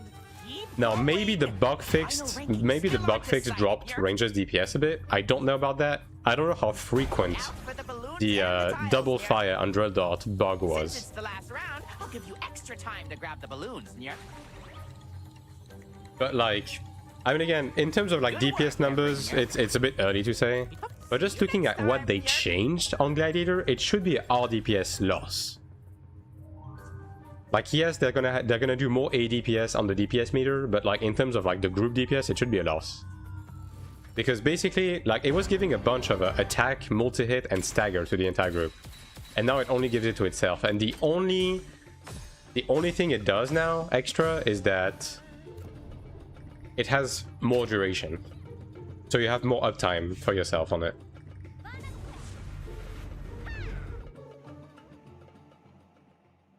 And then the other change is that you have, okay, how much? I think it's like 10%, isn't it? Like the critical damage boost buff on Glad. Do we have a gladiator in the chat? How much crit damage boost do you get from the change in the passive? I mean, not the passive, the whatever. What's the name of the? It's not Fury Explosion. I forget. Rage Burst, maybe. It might be Rage Burst, yeah. Because that is another DPS increase. But I'm assuming it's like, it's probably good. It's probably not like godly or anything. Hello, Sir Garrick. All right, back to the dungeon gulag. Okay, so 6 more. 6 more.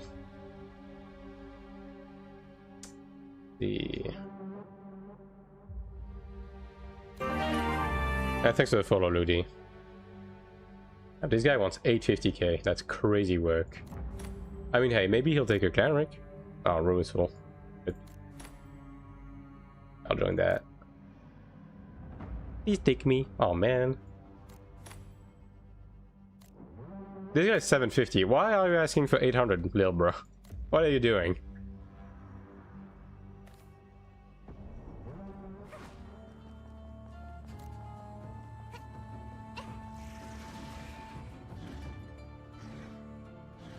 Yeah, I mean, whatever. Whatever.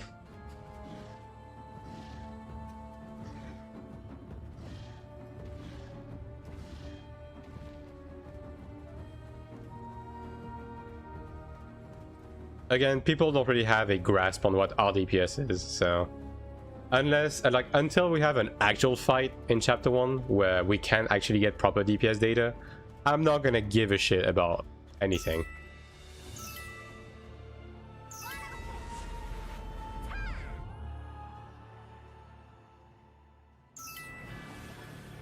Yeah.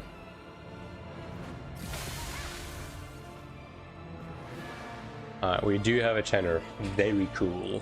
I like this comp. This comp is this comp's pretty good. How good is this ranger? Yeah, pretty good.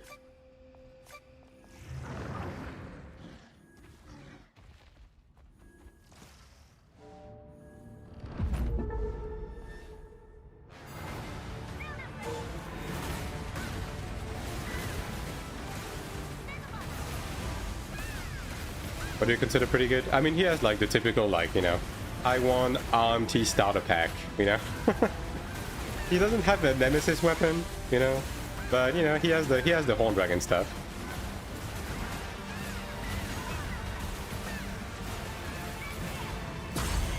Like most locals at AION2 just have that by default. They just kind of spawn into existence. What combat power? Good question. 830.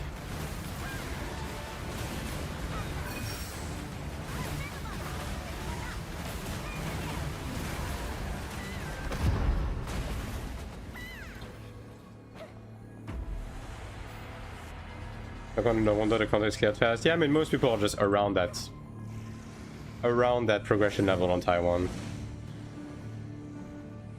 Like in pugs.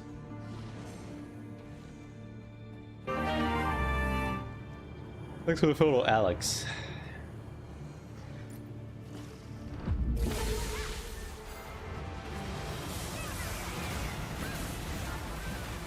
I'm 770k. Yeah, I'm around the same. But you know, like specifically I'm talking about, you know, the average like Taiwan guy just AION2s, right? Most of them just have those pretty much. Like, do keep in mind there's a bunch of combat power like stuck behind having double brooch as well, especially after they remove the cap on might and stuff. Like there's a lot of combat power in there.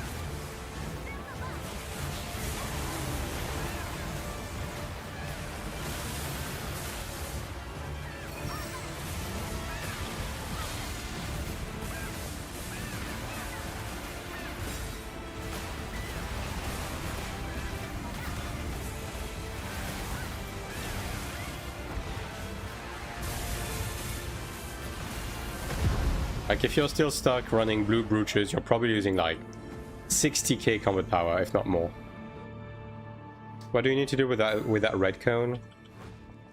Well, ideally you stick to the melee of the boss and you dodge through him when there's 1 second left, right?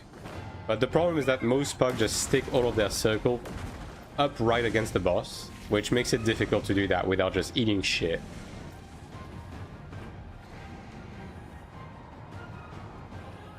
Going to direct it somewhere? Nah. It's just like a dodge the bad type stuff. It just like knocks you down if you get hit by it.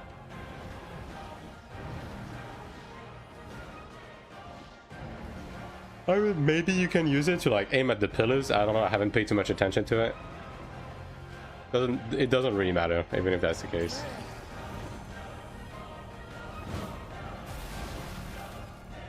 I pose on the border of the maps. I mean, maybe, yeah. I haven't paid too much attention to those.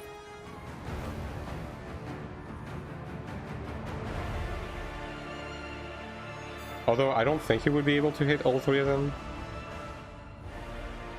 The way they are spread out. What kind of guide are you going to make? I mean, the thing is, when I make guides... Okay, here's the thing, right? When I start making a guide, I have a like good understanding of like the main mechanics, right? But when I go and make the guide, I go back and analyze the footage to like actually get a grasp on those little things, right? That is when I'm giving a shit for that.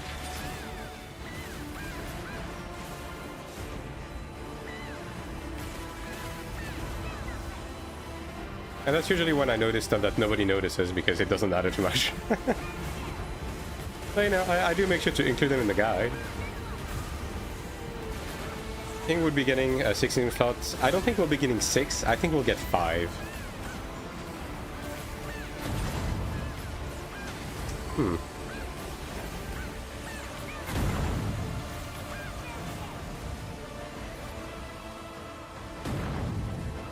Eight seconds should be fine. I mean, this other guy is, yeah. Okay. Black.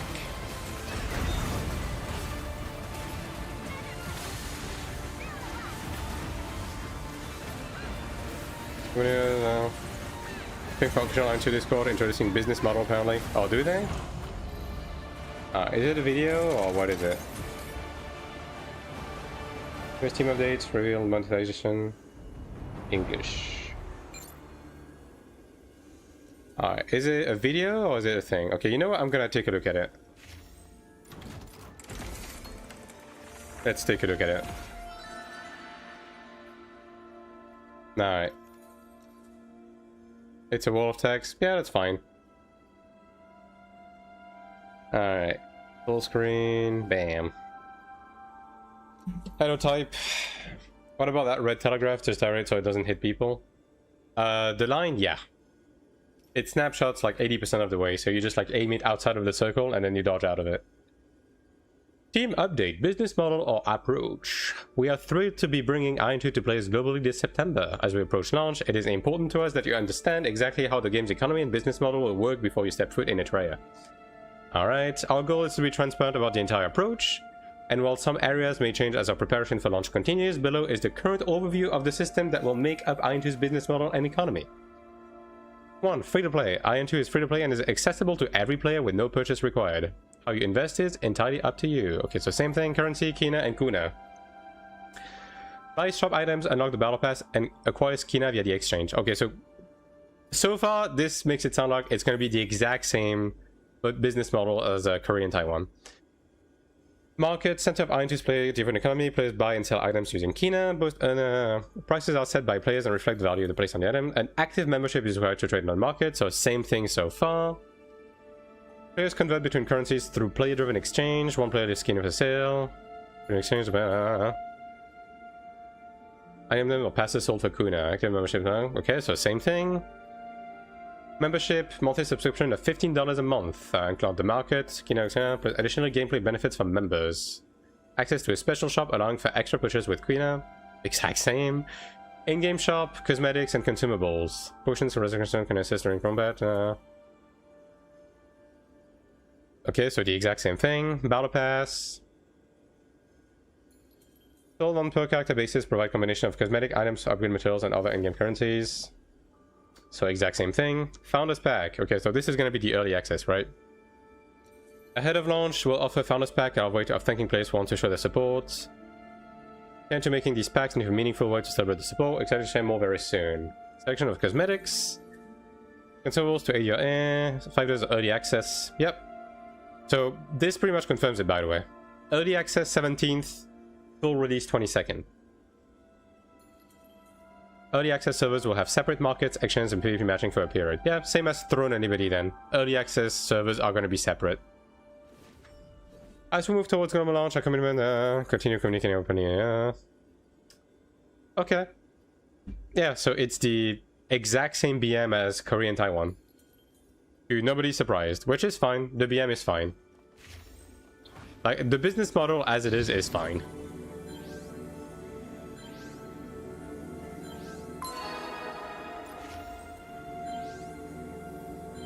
Do you think there will be a difference between Steam and Purple? I mean, the main difference is that if you want to sell your account, it's going to be easier to do it with the Purple account. 12th launch? Nah. To me, this indicates that the early access is on the 17th, the full launch is on the 22nd. Like, Obviously, they haven't said that. It's very obvious it's going to be the case.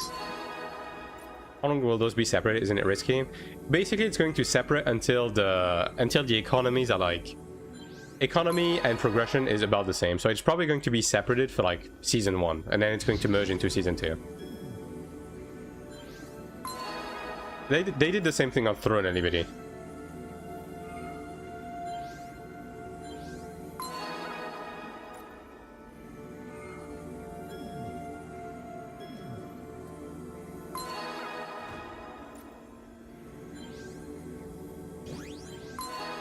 Why the early access though? It's just like par for the course with these. Like literally every MMO nowadays does early access. Like all of them.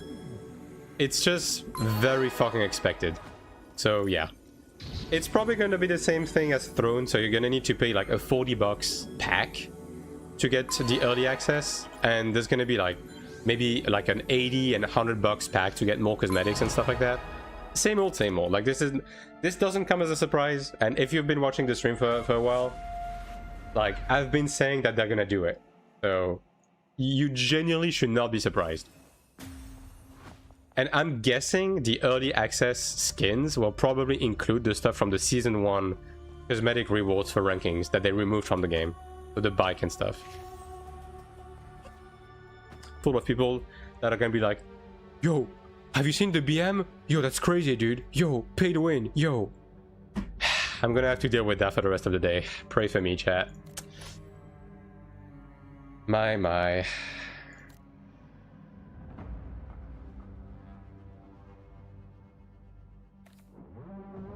How much will the founder pack be? I mean, it's gonna be the same as usual. It's gonna be like $40 to get early access, and then there's gonna be like $80, $100 packs to get more cosmetics and stuff like that. That's how they did it in Throne. That's how they're gonna do it in this game. Yo, have you seen the crazy pay-to-win change? Yo, it's crazy. Yo, should I put like some big bold text at the top of the stream? Just says, yes, I have seen the BM announcement. I don't give a shit.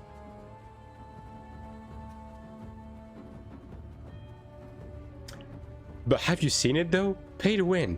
Unbelievable. Christmas. Just a week away. Non-early access players are gonna have a late start. They're gonna have separate servers. So yes, you'll be playing the game 5 days later, but you're gonna be on separate servers. So in terms of like progression and economy, it's not gonna impact you at all. Do you think that they will include at least 1 month of sub in those founders pack? Possibly, yeah. I could see that being a thing.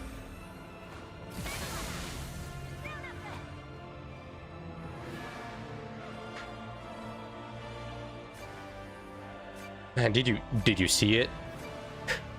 Where's the video about it? Yeah, let me just like make a 7-second video that says, yo, what's up guys? It's your boy Madsen coming at you with another AION2 video. The business model is gonna be the exact same as on Taiwan and Korea. Anyways, thanks for watching. See you in the next one. And thanks for the follow, Sadie. Fucking 7-second video, chop chop. Just make it a short, actually. Yeah. PVO is going to affect my group gameplay so bad now I'm sad. Yeah, surely.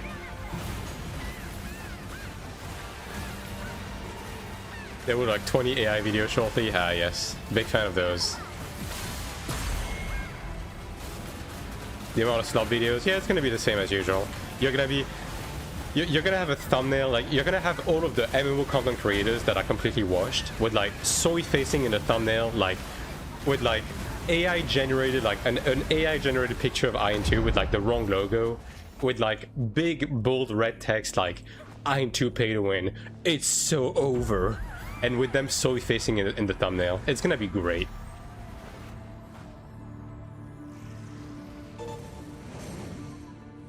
Oh no, the PvE wheels make my pug run faster. How dare they? Oh no. My steak too juicy, my lobster too buttery, my toast too crunchy. The friends that are gonna play with me won't do it. I mean, I guess you do have the option to like just not go for early access. You know what I mean? Like, ultimately, it's not going to impact you progression-wise. It's just that you're gonna have to wait 5 days to play the game, you know? The problem with Korean MMOs, episode 197. MMO content creators are so funny, man. It's like, you would think they are the most in tune with how MMOs work, right? But then they are surprised at the most, like, milquetoast shit of all time. Right, I'm just going to say it here right now, Chad. I'm not even going to make a video to cover that. I think you guys are intelligent enough to know that that was very predictable.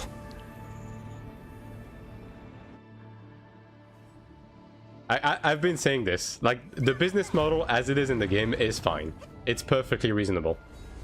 And the early access package was very, very obviously going to happen. Even down to the date, I already knew it. So, yeah.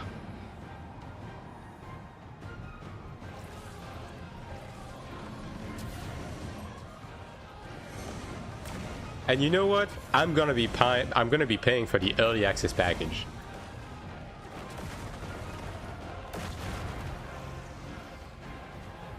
I'll be that guy. I'll be part of the problem. Proceed to demo level 20 class with no progression. Yeah. Look, Mr. Hay, I'm gonna be honest, I'm not even gonna get into that because it's gonna get personal and I don't want to get personal right now. Let's just say that I started doing content creation in AION2 because these people exist. And I could not sleep well at night knowing that this was it for the content creation space in the West. For this game. I have a job. I am going to pay. Incredibly based of you, sir. Any real advantage for early access? No. Because ultimately the early access servers are going to be separate in progression, right? Oh no, there's not really much of an advantage. Like, you want to know what the real advantage is? Playing on Taiwan and Korea and understanding the game to its full extent before it even comes out. Now that is the true early access. The actual, like, global release early access doesn't fucking do anything. Just pay for it if you want to play the game earlier, that's it.